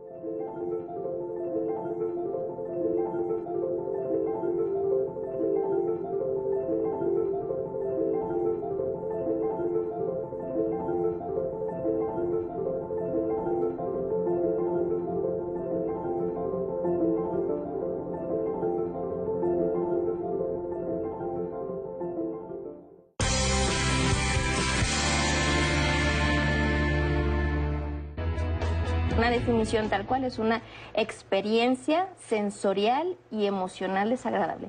¿Qué quiere decir? Que las mujeres que sufren de dolores de parto no les duele igual a todas, ni en el primer parto, ni en el segundo. En el ser humano nosotros tenemos algo que se llama umbral al dolor, que es el estímulo que debe de alcanzar cierto voltaje para que entonces el cuerpo lo reconozca como dañino. Que en dolor normal, es decir, en el síntoma que protege a nuestro cuerpo, debe de ser en un rango de voltaje de menos 65 a menos 75 milivolts. Entonces, ahí, en la médula espinal, podemos tener 3 respuestas. Una, que la médula diga, no, pues te fracturaste y se te salió el hueso, compadre. Entonces, manda la información amplificada al cerebro y el cerebro se hace consciente de que tenemos un daño orgánico, que sea un estímulo dañino, pero no tan importante para molestar al cerebro, para molestar al patrón de que hay algo dañino en la periferia. Si te prensas el dedo en la gaveta, ni siquiera te ha dolido y ya jalaste el dedo. Eso se llama arco reflejo y es la tercera acción que puede tener la médula. Se sabe que la gente con estados de tristeza o depresión tiende a percibir más el dolor y no es porque se lo invente. Eso se llaman síndromes dolorosos somatoformes, psicosomáticos o somatomorfos. Que moleste más o que tenga ya cuando la enfermedad se ha agravado y puede ser que no sea incluso en el mismo lugar, sino en un lugar adyacente y que entonces nos esté dando la pauta para dar el tratamiento. En agudo, las mujeres toleran mejor que los hombres el dolor. A largo plazo, los hombres toleran mejor el dolor que las mujeres. En eso, de cuándo se siente o no dolor. Y yo vuelvo a lo cultural. ¿Por qué? Porque se han hecho estudios donde la mujer italiana, en trabajo de parto, grita mucho. Y cuando nosotros vemos, ¿no? A las comunidades indígenas de nuestro país y que nos llegan a los hospitales públicos, no se quejan de dolor. ¿Qué son los opiáceos? Son los derivados del opio. El opiáceo se clasifica en opiáceo débil. El opiáceo débil actualmente es el tramadol, porque antes había codeína y eso, pero ya no se usa. Después siguen todos los opiáceos que son para dolores precisamente severos, como es la morfina, la oxicodona y la metadona y la buprenorfina. La morfina, la cual es satanizada particularmente y sobre todo en México, porque todo el mundo sabe de él, pero no saben su uso adecuado.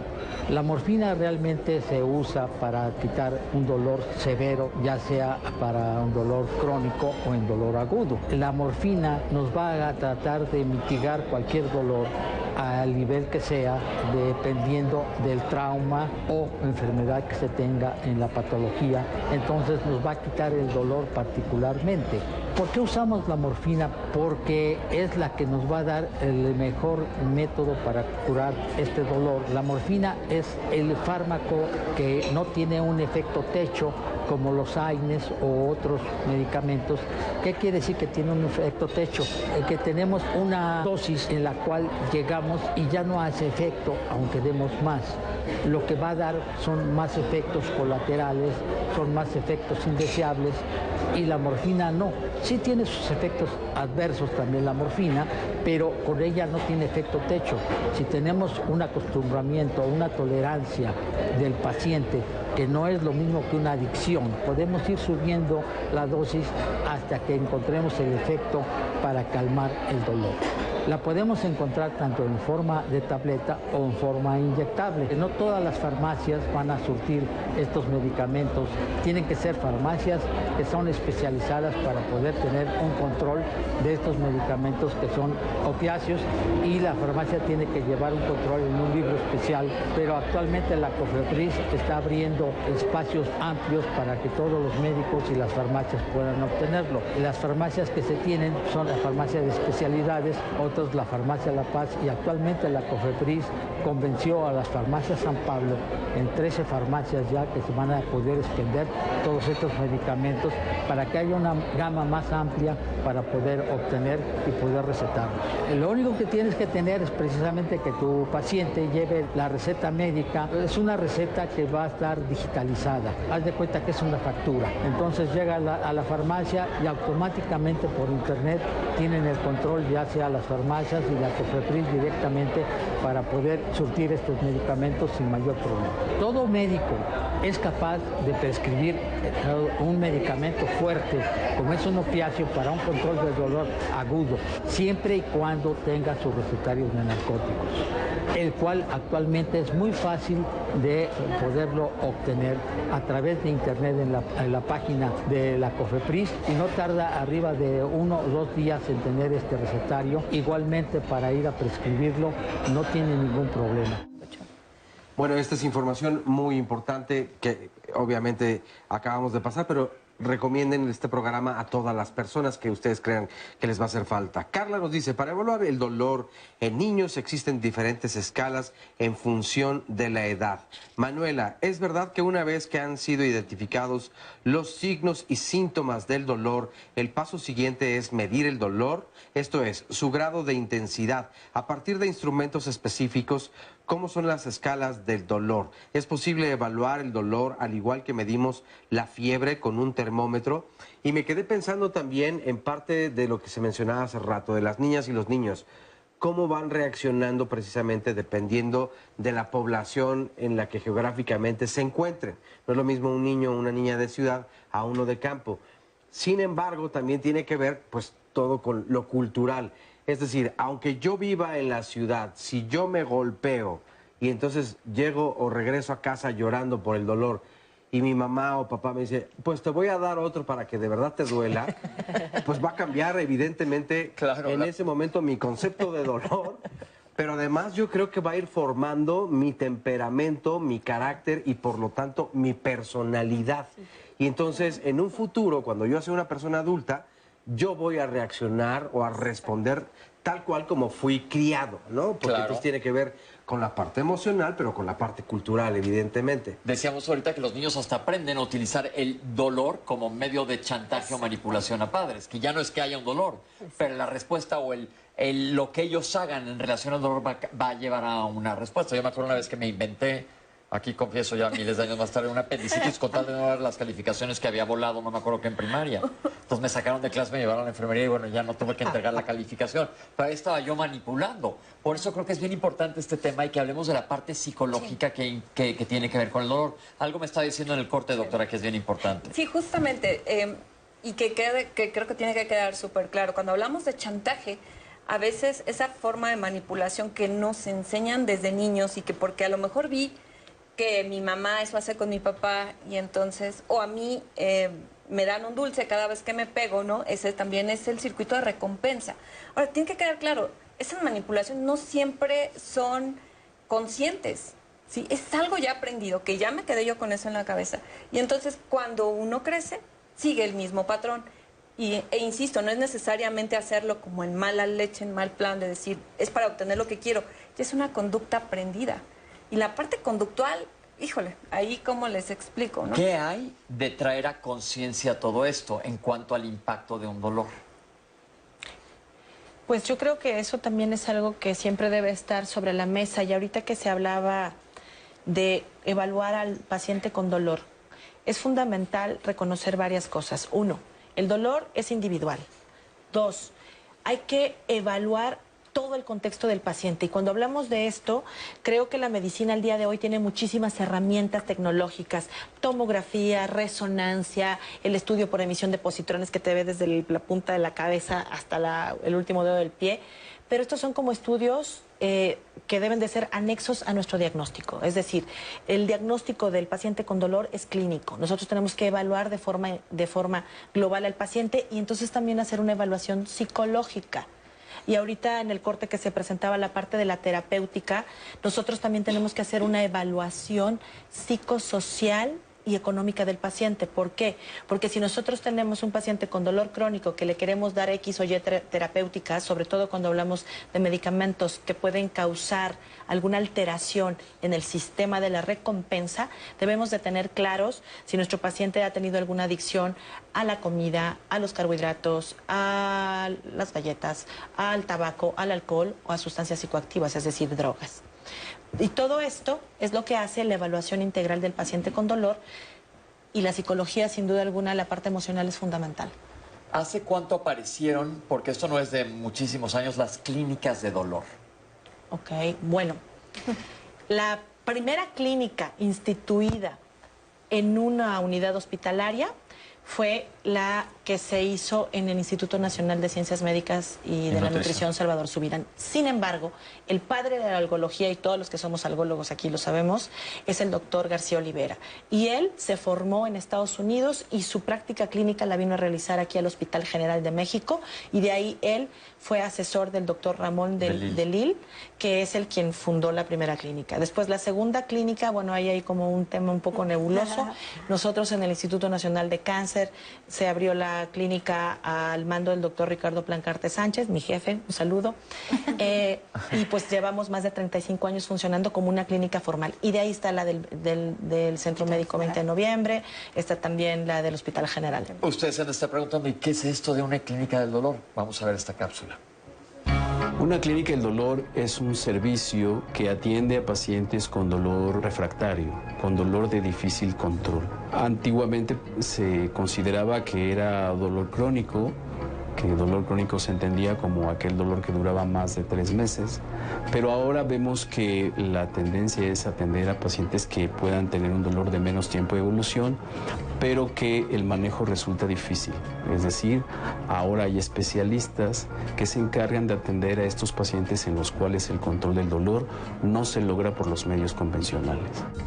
Estos especialistas que atienden este tipo de dolor de difícil control se llaman algólogos y trabajan en las clínicas del dolor. Son médicos que primero hacen una especialidad en anestesiología y después hacen un curso de alta especialidad en algología. Ellos son los que tienen los conocimientos de alto nivel para atender a este tipo de pacientes. Este servicio está dividido en clínica del dolor y cuidados paliativos. En clínica del dolor atendemos a los pacientes con dolor crónico, en los cuales la causa no es una enfermedad terminal. Por ejemplo, puede ser una migraña, una neuralgia facial, lumbalgia, dolor posamputación, una cicatriz dolorosa.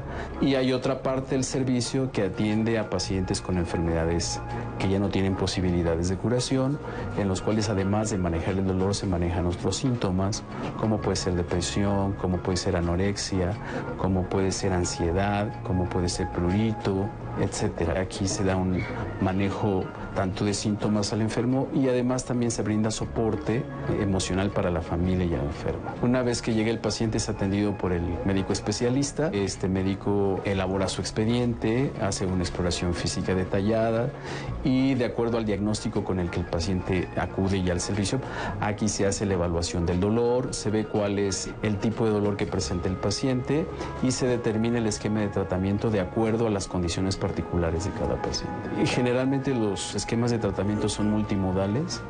Multimodales significa que el paciente recibe medicamentos que actúan de diferente forma, porque los fenómenos de dolor que se atienden aquí a veces tienen varios componentes.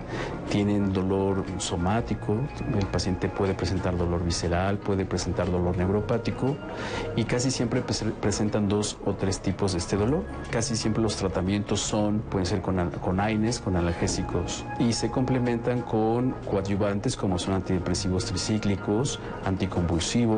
Dependiendo de la intensidad del dolor también se pueden utilizar opioides que pueden ser débiles u opioides potentes. Aparte de que el paciente es evaluado por el médico especialista, también contamos con psicólogos, con enfermeras, con trabajadoras sociales, con nutriólogos que complementan el manejo que se hace con el paciente.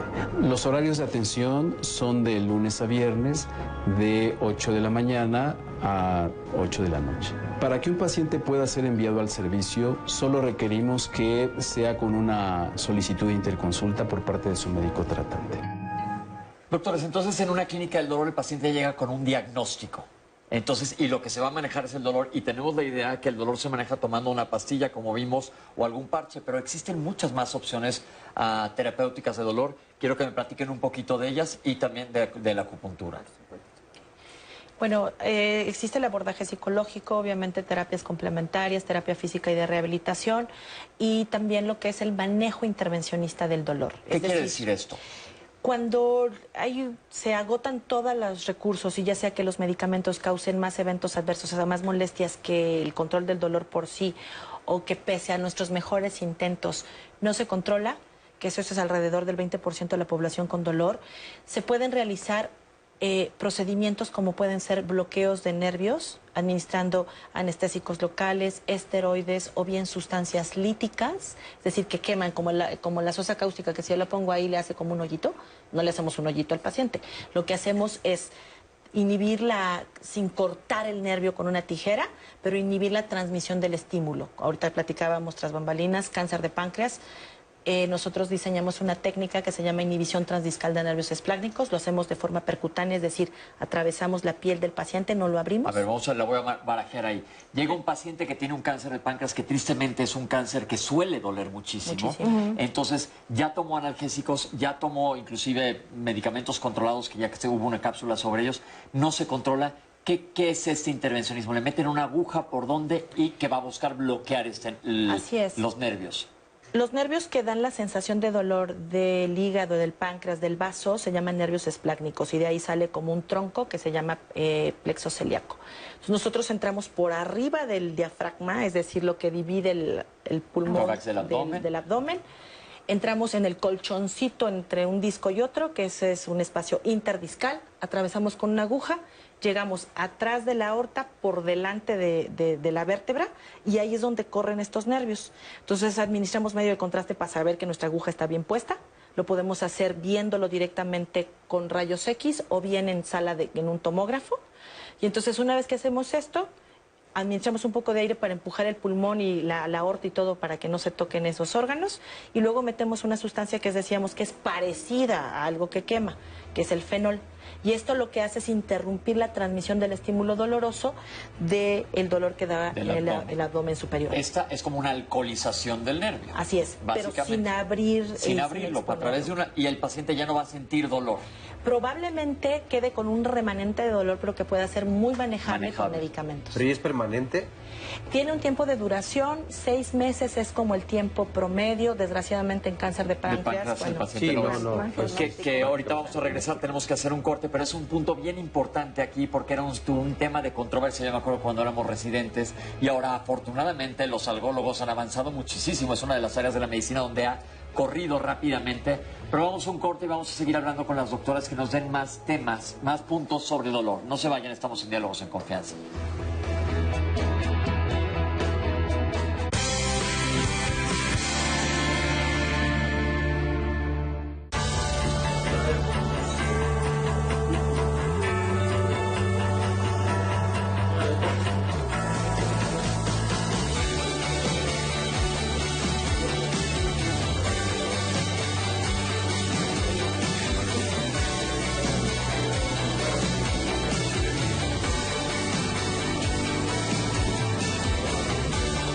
Celebremos la unión. Canal 11 te desea felices fiestas. En 11 Noticias evolucionamos para usted. Nos vamos a la noche. A partir del lunes 14 de enero a las 21 horas, lo invitamos a que nos acompañe a ir armando este rompecabezas cotidiano de la información a través de Canal 11.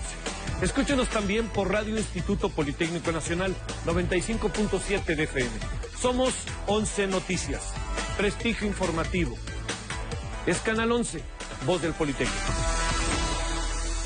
Impresionantes espectáculos, deportes extremos y aventuras por aire, mar y tierra. Yo soy Alexia y cada día es más divertido si descubrimos juntos de todo. Esto y más en De Todo con Alexia Ávila. Lunes a jueves, 19 horas por Canal 11. Jalisco tiene espacios emblemáticos e historias muy conocidas. Es uno de los estados con más elementos de nuestra identidad. Pero aún guarda relatos inesperados, dignos de ser contados. Autlán, en este pueblo nació el que es hoy en día considerado el guitarrista más relevante de nuestro país, Carlos Santana. Seremos tu guía por los lugares secretos. Viernes, 19:30 horas. El pueblo de México es heredero de grandes transformaciones, épocas decisivas que marcaron el porvenir de nuestra patria. Primero, lo hicimos por nuestra independencia y libertad. Después, perseveramos hasta ser república. Más tarde, luchamos por la tierra y la justicia. Hoy iniciamos la cuarta transformación hacia un México más justo, más democrático. Un México para todos y todas. Gobierno de México.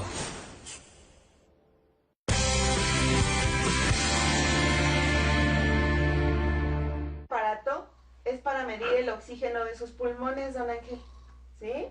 Los cuidados paliativos son los cuidados que se dan a un paciente que tiene una enfermedad que no tiene una cura, que está fuera de un tratamiento curativo. Consisten en varias acciones muy encaminadas al bienestar, al confort del paciente y obviamente a una sensación de bienestar tanto al paciente como a la familia.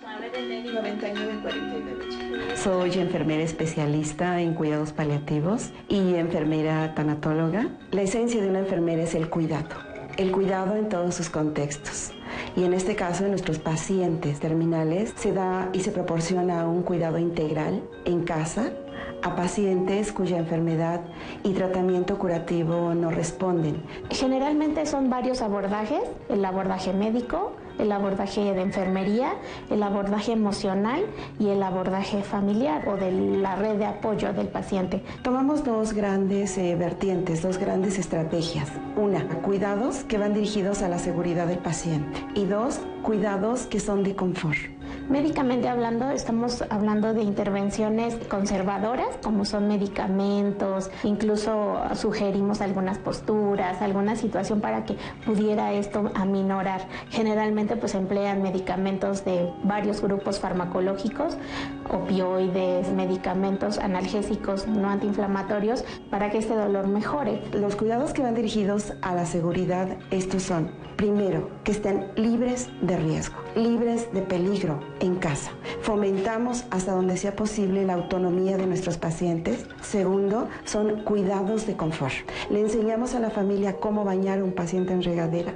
Cuando ya no puede levantarse, cómo hacer un baño en cama, cómo hacer la higiene de los ojos, cómo hacer la higiene de la boca, de las manos, cómo hidratar esa piel, cómo moverlo en cama para prevenir esas úlceras por presión, cómo tender una cama, cómo ponerle una sábana clínica. Yo les llamo a mis cuidados de confort, les llamo cuidados de amor. Nosotros ofrecemos servicios de una evaluación médica especializada por un médico especialista en algología y cuidados paliativos, una enfermera también especializada en el área de cuidados paliativos, el apoyo emocional generalmente evaluado por una tanatóloga y psicóloga, el servicio de apoyo a la familia y a su red de apoyo y la evaluación del trabajador social. Yo no hablo de muerte con los pacientes, hablo de vida, porque finalmente el sentimiento lo implica mientras estén vivos, hasta el último momento. Que todo paciente y que toda persona que curse con una enfermedad terminal o que tenga un proceso crónico no curativo, tiene derecho a estar libre de dolor. Héctor, ¿cómo estamos? Muy bien, muy gracias. ¿Qué nos va a platicar? Bueno, pues yo vengo representando a la Escuela Superior de Fisioterapia y Rehabilitación. Ya hemos estado en otros programas y les queremos invitar para todo lo que sean problemas óseo-musculares. Con mucho gusto los podemos atender. Claro, hay que hacer una cita y todo, y también tenemos varios planteles en el área metropolitana y de esa manera podemos hacer que los pacientes no se trasladen tanto de un lugar a otro. Nos ponemos a sus órdenes pueden llamarnos y con mucho gusto les vamos a atender en lo que sea posible. Y recuerden, todos los problemas osteomusculares. Perfecto, esto es bien importante porque son una causa común de dolor y la fisioterapia y rehabilitación va a hacer que disminuya el origen de este dolor para que el paciente se sienta mucho mejor. ¿Estoy bien? Claro, así es. Nosotros vamos a aplicar varias terapias, varias técnicas para poder aliviar el dolor. Muchas gracias. Hola, Jimena, ¿cómo estás? Bien, gracias. ¿Qué nos vas a decir? Bueno, yo hace 4 años empecé a tener dolor en el cuerpo. Me acuerdo que el primer dolor fuerte que tuve fue en los codos y de ahí empezó así desde el cuero cabelludo hasta los pies. Muchas veces recuerdo haber despertado por el dolor de estómago y pensaba que era como que tenía una infección, o sea, siempre pensaba como que tenía alguna otra situación enfermedad. Orgánica. Pero la verdad es que fue aumentando el dolor en el cuerpo hasta que no me podía ya mover. ¿Y qué diagnóstico te dieron? Fibromialgia. ¿Y cómo estás manejada? Bueno, tomo medicamento, pero tomo pregabalina. No nos digas los medicamentos, más que estás bajo tratamiento médico. Sí, estoy en tratamiento médico, igual hace 4 años, pero creo que también es como un tratamiento integral, como lo han dicho. O sea, sí me mandaron a terapia, cambié totalmente mi estilo de vida, mi alimentación. ¿Haces ejercicio? Sí. ¿Y te ha ayudado? Sí, pero bueno, antes de que me la diagnosticaran hacía mucho más ejercicio, pero la verdad es que ahora he tenido que poner como límites en la actividad física. Tampoco es como hacer muchísimo, sino hacer yoga o caminar, o hay días en que el dolor es muy fuerte, entonces también es como aprender a descansar esos días para poder no desgastar ya tanto a tu cuerpo. ¿Qué hay de la parte emocional contigo? ¿La manejas también? Sí, y creo que tiene mucho que ver. Yo he notado que cuando me estreso empiezo a tener dolores, o cuando tengo alguna preocupación, que creo que es muy importante para las personas con fibromialgia, que tomen una terapia, que estén conscientes de poner límites, porque a veces el exceso de actividad hace que empeore la condición. Aprender a decir que no. Así es lo más difícil. Muchas gracias. Muchas gracias, Oscar. Nos dice Margarita Padilla, creo que es importante que no se tome a la ligera cuando un niño tiene un dolor. Es decir, que no se generalice que los niños pueden chantajear diciendo que tienen un dolor. Mi hija se quejaba de dolor en los huesos y los médicos solo me decían que era normal porque estaba creciendo. Y lo que ella tiene es cáncer. Entonces deben ser responsables de lo que se informa y evidentemente pues llegar hasta las últimas consecuencias en cuanto a antes de dar un diagnóstico. Ruth, la evaluación de un paciente con dolor crónico que a menudo ha pasado por diversas consultas médicas y ha seguido múltiples tratamientos ineficaces, ¿siempre es un reto para el médico?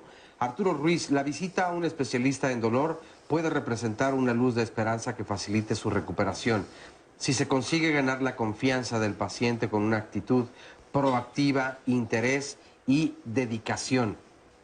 Yo me quedaba pensando hace rato en la importancia en que ahora todos los especialistas indican que el tratamiento debe ser integral. Pero también la realidad es que estamos en un país donde la atención médica no es suficiente para el número de pacientes que existen o existimos.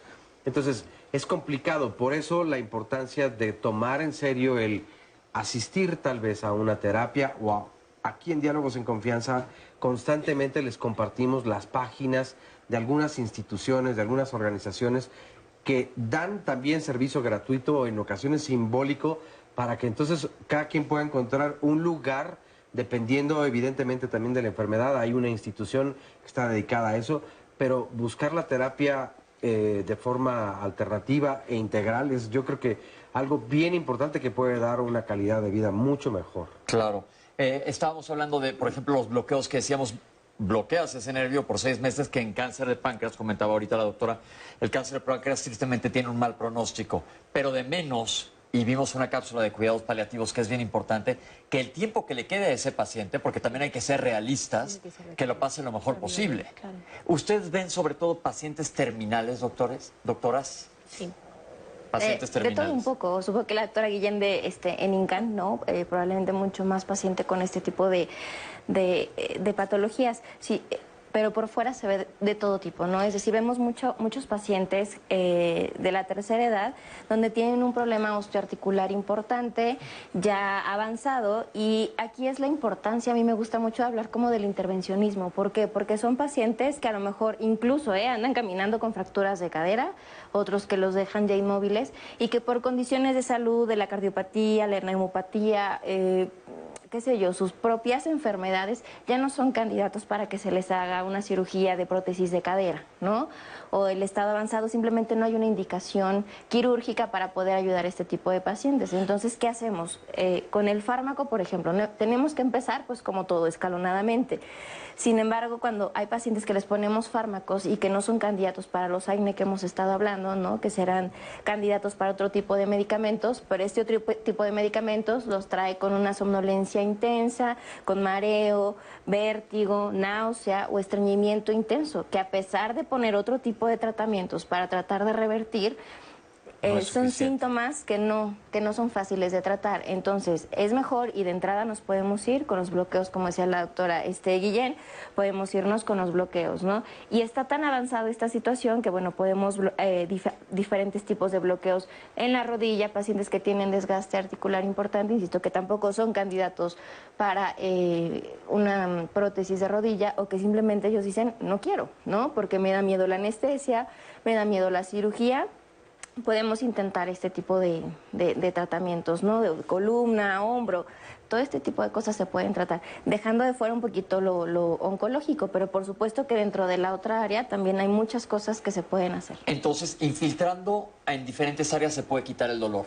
Sí. Oye, y yo quería hacer un agregado, y es que escuchando la cápsula de la Clínica del Dolor, hacer la diferencia también entre, no es lo mismo la Clínica del Dolor que los cuidados paliativos, programa que ya también hemos hecho aquí en Diálogos de Confianza y lo puedes encontrar en YouTube, pero para quienes se hace como esta diferencia y que se les envía a uno u otro Creo que espacio. ese es un comentario fabuloso, porque la realidad de las cosas es que el tratamiento del dolor y los cuidados paliativos muchas veces van amarrados.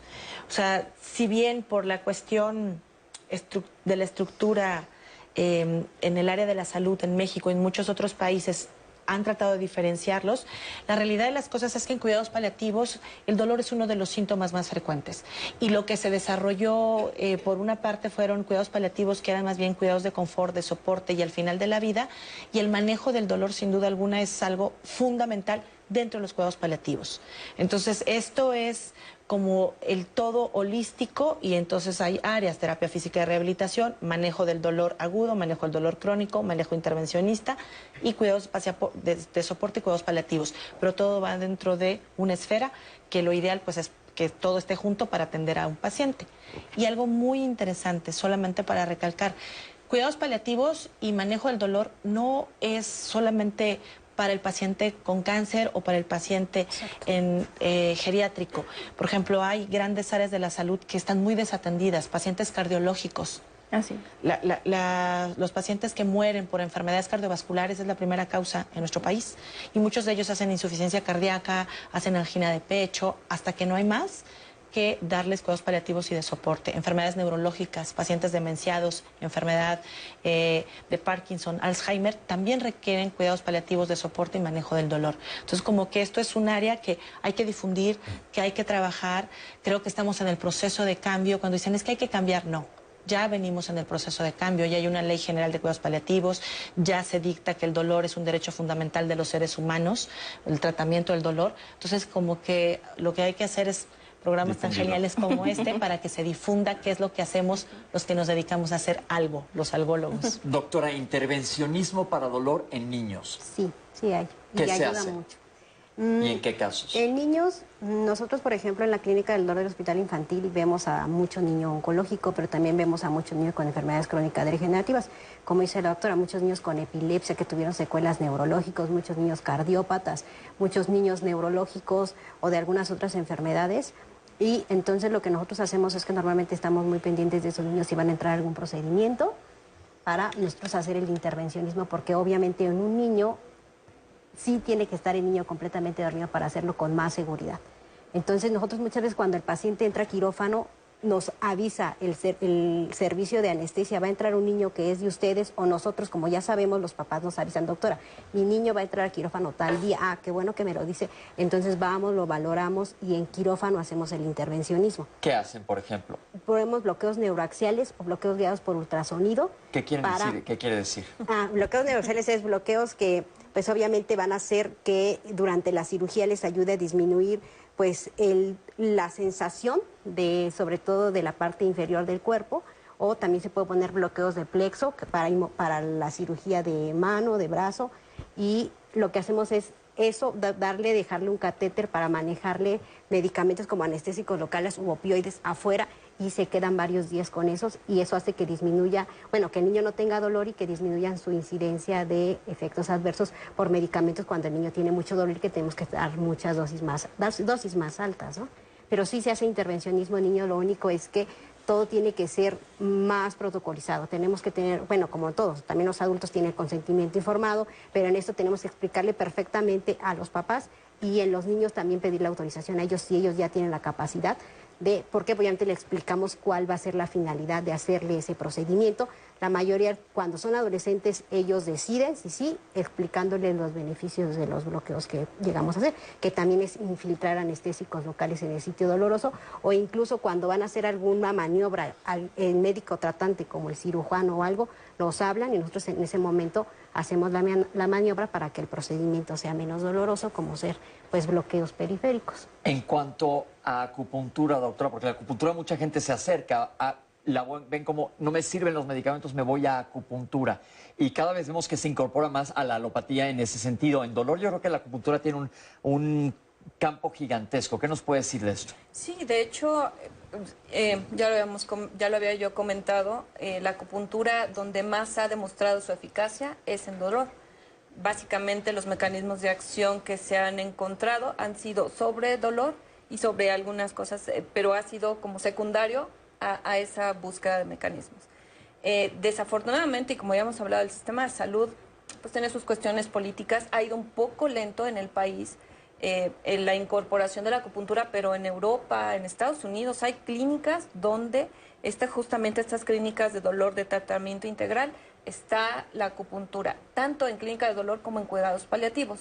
Nosotros, desde el punto de vista médico, la Escuela Nacional de Medicina y Homeopatía, en la especialidad donde yo estoy, son médicos, ya incluso tenemos varios médicos especialistas que van a hacer la especialidad segunda en acupuntura humana. Una pregunta, ¿ustedes tienen un consejo de acupunturista, por ejemplo, el Consejo Mexicano de Reumatología, de Gastroenterología? ¿Hay alguien que regule a los acupunturistas? Porque también vemos a mucha gente que dice, yo soy acupunturista, y no son, ustedes son médicos que hicieron especialidad. Nosotros formamos parte del Colegio Mexicano de Acupuntura Humana, el consejo está en formación todavía, pero lo que comentaba, en este colegio estamos todos los médicos especialistas reconocidos por el instituto. Y lo pueden buscar en internet, porque es bien importante si alguien quiere buscar un acupunturista que vayan con alguien que verdaderamente sí sepa. Claro, está la página coma.mx, me parece. Si no, en el Instituto Politécnico Nacional, en la página de la especialidad en acupuntura humana, hay una liga directa al colegio. Y bueno, en México ya está trabajándose en el INCAN. Sí, bueno, ya en el Consejo sí, pero ya como servicio estamos en el INCAN, en el área de cuidados paliativos, y en el Hospital 20 de Noviembre, en la Clínica del Dolor. Mil gracias, doctora. Tenemos que hacer un corte, vamos a ir ahorita, regresamos con ustedes.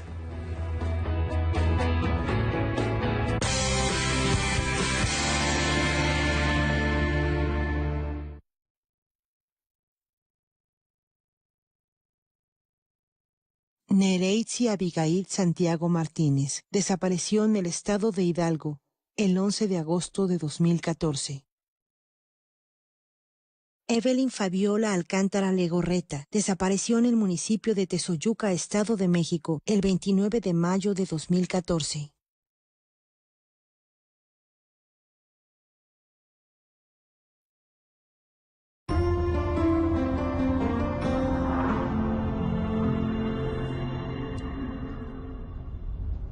El caso es que uno de los tres tiene que cuidarlo. Una enfermera de tiempo completo es muy cara. Yo podría asumir los gastos de la casa y las medicinas, pero sería imposible dejar familia y trabajo en Cancún. Pues a mí el divorcio me llevó a la ruina y el nuevo empleo que me ofrecen es hasta Tijuana. No se preocupen. Yo voy a posponer mi beca de estudios en Inglaterra y me mudaré aquí con él para cuidarlo de tiempo completo. Comprensión y respeto. La vejez cuenta. Amigos, esta es una cocina tradicional maya chontal. Vengan a Tabasco para que prueben estas delicias. Recorre el mapa de la gastronomía mexicana. La ruta del sabor. Chontalpa, Tabasco, viernes al mediodía. Todas estas historias de vida tienen algo en común. Los 13 años en una rampa salté, caí de cabeza y se me comprimió la espalda. Y muy pronto si me tiran un balón verán por qué no me dediqué al fútbol. Cada uno de sus protagonistas encontró su vocación. Muchas derrotas antes de saborear pues el número 1. Todos a bordo con Marcela Peset. Lunes, 11:30 horas. Por Canal 11. No se puede frenar el sentimiento de justicia y la búsqueda de la felicidad por mucho tiempo. Todos queremos ser felices.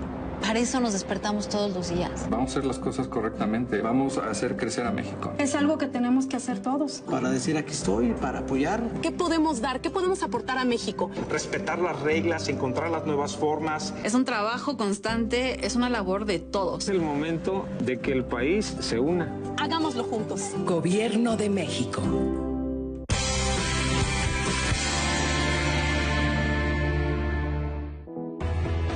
Hay diferentes maneras de clasificar el dolor, de acuerdo a quién origina el dolor, y ahí existen dos grandes grupos: dolor nociceptivo, por estos receptores que tenemos en todo nuestro cuerpo, y dolor no nociceptivo o dolor de tipo neuropático. Tenemos a dos apartados: dolor somático, que es el dolor que afecta a las estructuras musculoesqueléticas, y al dolor visceral, que es el que se genera de las vísceras del cuerpo. Y cuando hablamos de dolor neuropático es el dolor que afecta a las estructuras nerviosas. Es tratar el dolor por cáncer a veces puede ser más sencillo incluso que tratar dolor no oncológico. Un problema, hay un daño ya físico, obviamente eso está afectando cualquier tratamiento, incluso la acupuntura. La acupuntura también hace relevos a nivel de ciertas zonas cerebrales para generar una respuesta terapéutica. Ahora, tiene que quedar claro, esas manipulaciones no siempre son conscientes. ¿Sí? Es algo ya aprendido, que ya me quedé yo con eso en la cabeza. Y entonces, cuando uno crece, sigue el mismo patrón. El diagnóstico del paciente con dolor es clínico. Nosotros tenemos que evaluar de forma global al paciente y entonces también hacer una evaluación psicológica. Todo esto es lo que hace la evaluación integral del paciente con dolor, y la psicología, sin duda alguna, la parte emocional es fundamental. Lo que hacemos es inhibirla sin cortar el nervio con una tijera, pero inhibir la transmisión del estímulo. Sin embargo, cuando hay pacientes que les ponemos fármacos y que no son candidatos para los acné que hemos estado hablando, ¿no?, que serán candidatos para otro tipo de medicamentos, pero... Bien, pues ahí lo tienen. Estamos viendo muchísimas opciones para tratamiento del dolor, más allá de las farmacológicas y de parches. Ya hablamos de intervencionismo también, ya hablamos de acupuntura. La doctora nos insiste siempre, asegúrense que vayan con un médico porque es una de las áreas de la salud que puede quedar desprotegida. Siempre en este programa digo, si vamos a hablar de un tema de gastro, métanse a la página del Consejo Mexicano de Gastroenterología para que encuentren gente que esté capacitada para llevar a cabo el tratamiento adecuado. Intervencionismo en niños también se hace. ¿Qué hay de estos aparatos reguladores? Hay gente que le ponen dispositivos diferentes que tienen que ver con dolor. ¿Qué hay?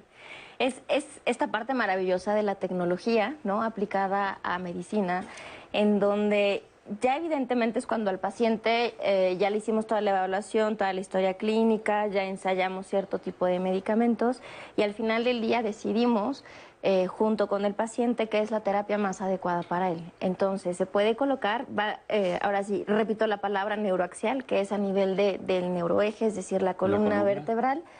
Pueden implantarse dos tipos de dispositivos, ¿no? Uno que está liberando, que es como un catéter, y se coloca, ese catéter va ligado, digamos, a una bombita, ¿no?, que todo el tiempo, 24 horas, está enviando medicamento específicamente al líquido cefalorraquídeo, ¿no?, porque tenemos receptores. Es el líquido que está irrigando todo nuestro sistema nervioso central. Así es, desde el cerebro hasta toda la médula espinal, ¿de acuerdo?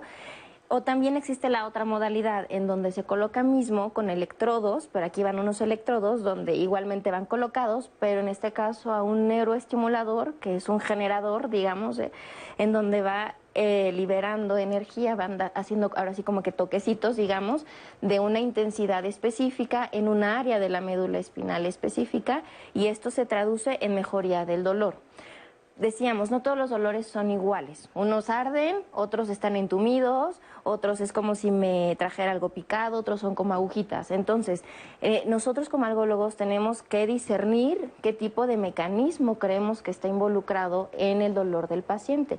Con base en ello, nosotros vamos a poder poner entonces tal medicamento y en el caso de los dispositivos, colocar entonces una bomba intratecal o hacerlo de un electrodo de neuroestimulación. Y son bombas o pilas que duran 9 años, 7, 9 años, se cambian, ¿no? El tipo de instalación podemos decir que es similar a cuando se coloca un marcapasos, por ejemplo. Es un marcapaso, en realidad es muy similar a un marcapaso. Así es. Eso es importante porque la gente tiene miedo de decir, joder, ¿qué me van a poner? Pero saber que es algo que está estandarizado y funciona. Oye, una de las preguntas que más han salido por varias personas es, yo creo que la forma en la que entendemos cada persona el dolor, porque algunos creen que se exagera demasiado hoy en día y que entonces hay remedios para absolutamente todo. Estamos en una época en donde la inmediatez aparentemente es el remedio para el amor, para las relaciones interpersonales, para los trabajos y para las enfermedades también. Afortunadamente yo creo que la tecnología, la ciencia y la medicina van avanzando cada vez más, pero es por el bien de la humanidad. Ahora, esta parte del automedicamento, de automedicarse y todo esto para no sentir dolor, sí me parece que en ocasiones se exagera. Sí. Pero también hay que hacer una diferencia bien importante, que era lo que marcaban desde un principio, el dolor desde cada quien. Yo no me puedo meter en el dolor ajeno, como minimizar el, ay, estás exagerando mucho, seguro tú eres hipocondriaca, en fin, tantas cosas que también hay alrededor, que al mismo tiempo sí es algo que existe y también algunas personas lo utilizan como medio para manipular a las demás, pues sí, también es cierto, pero pues creo que es algo bien delicado que forma parte de los derechos humanos. Entonces, pues creo que sí, es todo un tema que genera incluso controversia en él, pero pues sí hay que poner mucha atención a qué es lo que siente él, esa persona como dolor y quién no, pero también entender que el dolor en la vida humana es necesario.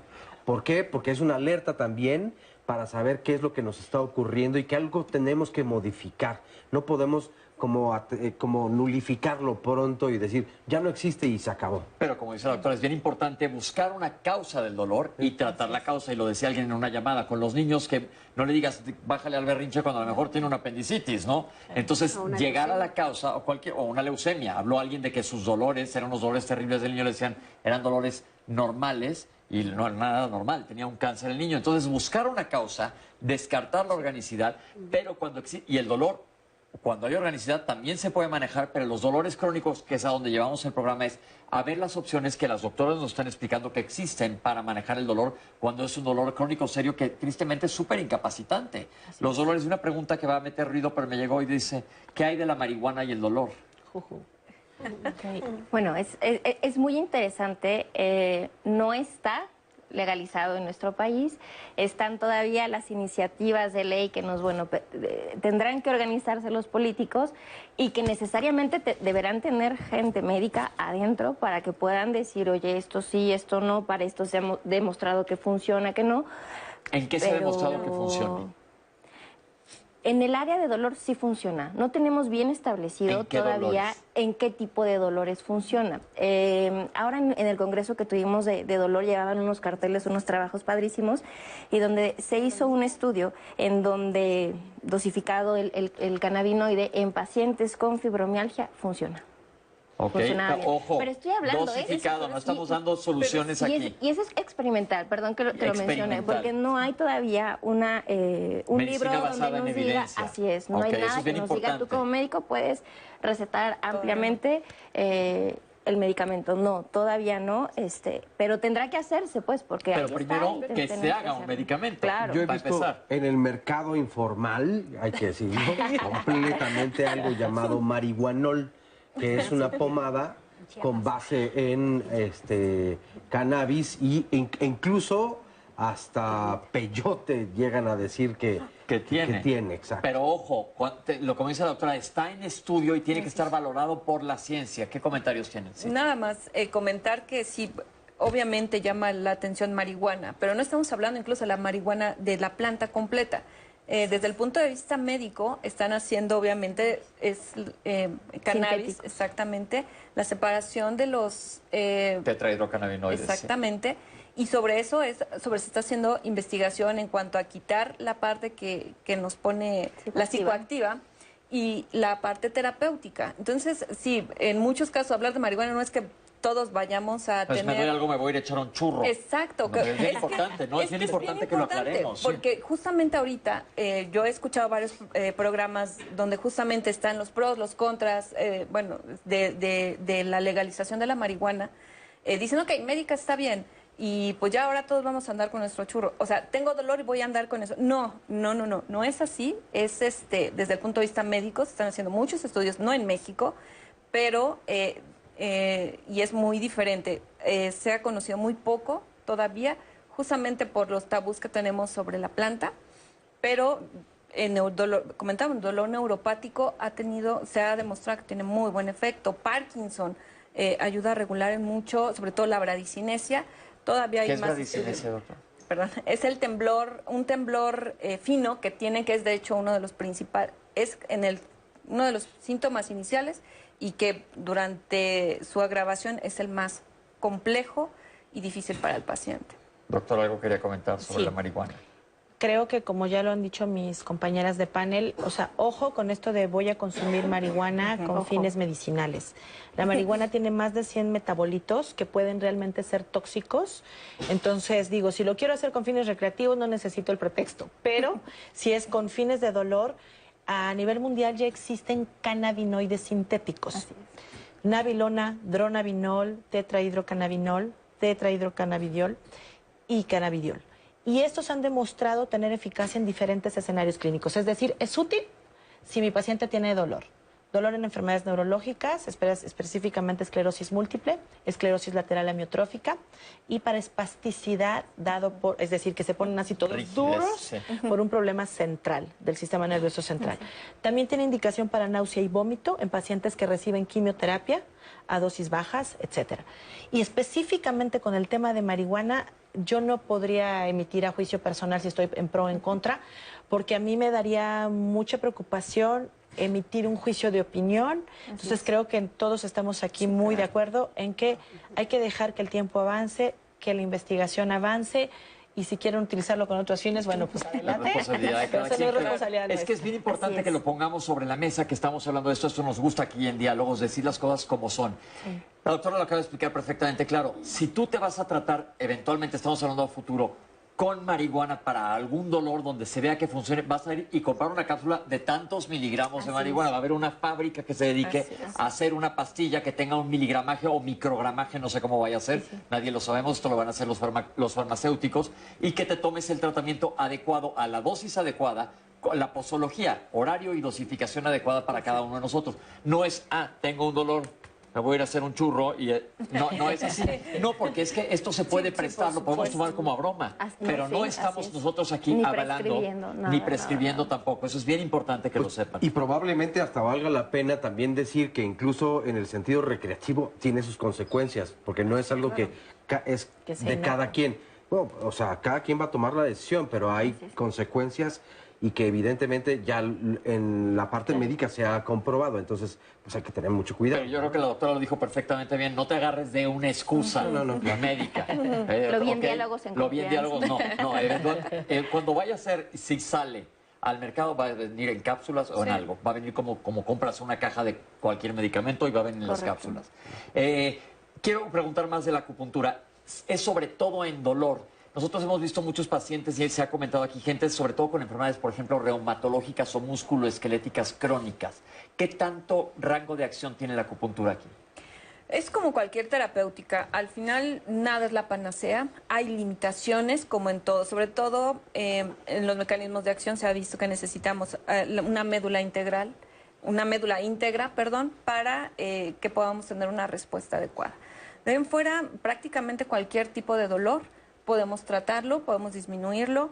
Le digo, por eso hemos estudiado incluso también en cuidados paliativos. No solo el dolor, también los efectos secundarios de los medicamentos necesarios para pacientes con cáncer, que eso también entendemos, somos médicos, insisto, la quimio, la radio, con todos sus pros y contras, son necesarias para controlar un cáncer. Entonces, cosas como náuseas, la fatiga, que es uno de los principales datos que tienen los pacientes, se pueden solucionar con acupuntura, por eso es tan utilizada. Hay una pregunta interesante de una persona que nos pregunta, yo quiero saber qué tan recomendable para el dolor es el ejercicio, porque tengo entendido que se segregan ciertos químicos que pueden ayudar mucho, pero al mismo tiempo pueden agravar el dolor de cierto tipo de personas. ¿Quién sería el especialista encargado de determinar qué tipo de ejercicio puedo realizar? Pues yo creo que ahí tiene que ver mucho con el comentario que hizo Jimena. Dependiendo de tu patología, ¿qué tienes? Porque sí, el ejercicio lo recomendamos para todo el mundo, gente sana, hacer ejercicio. Eso es algo, un hábito sano. Pero si tienes alguna patología o tienes algo específico, te va a decir tu médico qué ejercicios puedes hacer. Y hablamos en otro programa que para algunas personas la natación o ir a terapia física, que también dependiendo de lo que tú tengas te van a decir qué puedes hacer, no te vayas a lastimar con algún tipo de ejercicio. Si tienes una lesión de columna no te van a decir vete y hacer escala de una montaña, etcétera, de caminata, pero eso yo creo que hay que individualizar cada uno de los casos. Y estamos en la recta final, les voy a pedir a cada quien si nos da un comentario final, doctora. Pues yo creo que es muy importante hablar de que el dolor es el síntoma que protege a tu cuerpo, pero también le debes de dar la importancia adecuada. Como vimos en las cápsulas de inicio, no es hasta que ya no aguanto es que voy. No, por favor háganlo en etapas tempranas y sobre todo no se automediquen, porque esto realmente puede complicar muchas veces el diagnóstico y el tratamiento. Y obviamente buscar a la persona del área de la salud que sea adecuada para tratar y diagnosticar ese tipo de problemas. Perfecto, doctora. Igual, dado lo frecuente que es el dolor, hay que tomarlo en cuenta siempre y acudir con el médico que le va a ayudar. En este caso, insisto, la acupuntura es uno de los tratamientos que ya está comprobada su eficacia para tal, y que también acudan siempre con un médico especialista en acupuntura para que les pueda dar un buen seguimiento, porque agujas cualquiera puede poner, pero de una manera adecuada y que vaya a funcionar, un médico especialista. Aquí hemos dicho en varias instancias, la acupuntura es toda una ciencia, no nada más desde ya me aprendí un cursito. Además, sí. En cuanto a niños, pues obviamente el dolor existe desde que nacen, es algo que tenemos que tener bien claro. Antes decían que el niño, por ser pequeño, no tenía memoria, no tenía estructuras bien formadas para percibir el dolor. El dolor existe desde la edad neonatal, incluso desde antes de que nazca el bebé ya tiene dolor. Y obviamente el que digan que un niño manipula y que no tiene dolor cuando realmente tiene dolor es algo que está pasando muy frecuente, o al revés, también los papás a veces también ellos influyen mucho en cómo el niño percibe el dolor, ¿no? A veces el niño está más tranquilo y los papás son los que están más afectados y entonces el niño pues siente esa parte de los papás. Sin embargo, pues los papás son también una parte importante en el tratamiento del dolor en niños, ¿no? Porque son los más estresados a veces. Doctora. Lo último, que realmente busquen a los especialistas. ¿Por qué? Porque sí se puede hacer algo siempre con el dolor, ¿no? Muchos llegan, no se puede hacer nada, ya no podemos hacer nada por usted, entonces que confíen, que busquen a sus médicos y como ya vieron, hay varios tratamientos, no solamente es buscar otro fármaco caro, tal, o sea, hay varias estrategias y que se acerquen con sus especialistas, no a la automedicación. Perfecto, les quedó muy claro, Oscar, mil gracias. Rapidísimo una frase de Buda que me gusta mucho, el dolor es inevitable, el sufrimiento es opcional. Me gusta cerrar con esa frase. Les quiero agradecer a ustedes en casa que nos han estado viendo durante este lapso, a las especialistas que nos acompañan el día de hoy. Muchísimas gracias. Creo que dimos una plática bien interesante a todo el público y muchas gracias por sus comentarios. Nos vemos la próxima semana. Esto fue Diálogos en Confianza. Muchísimas gracias. Hasta el lunes. Ir a los desfiles o participar en la cabalgata es que no se pierda la tradición en mi familia. Descubre cómo festejamos los mexicanos. ¿Cómo los celebro? Miércoles, 20:30 horas. No se puede frenar el sentimiento de justicia y la búsqueda de la felicidad por mucho tiempo. Todos queremos ser felices. Para eso nos despertamos todos los días. Vamos a hacer las cosas correctamente. Vamos a hacer crecer a México. Es algo que tenemos que hacer todos. Para decir aquí estoy, para apoyar. ¿Qué podemos dar? ¿Qué podemos aportar a México? Respetar las reglas, encontrar las nuevas formas.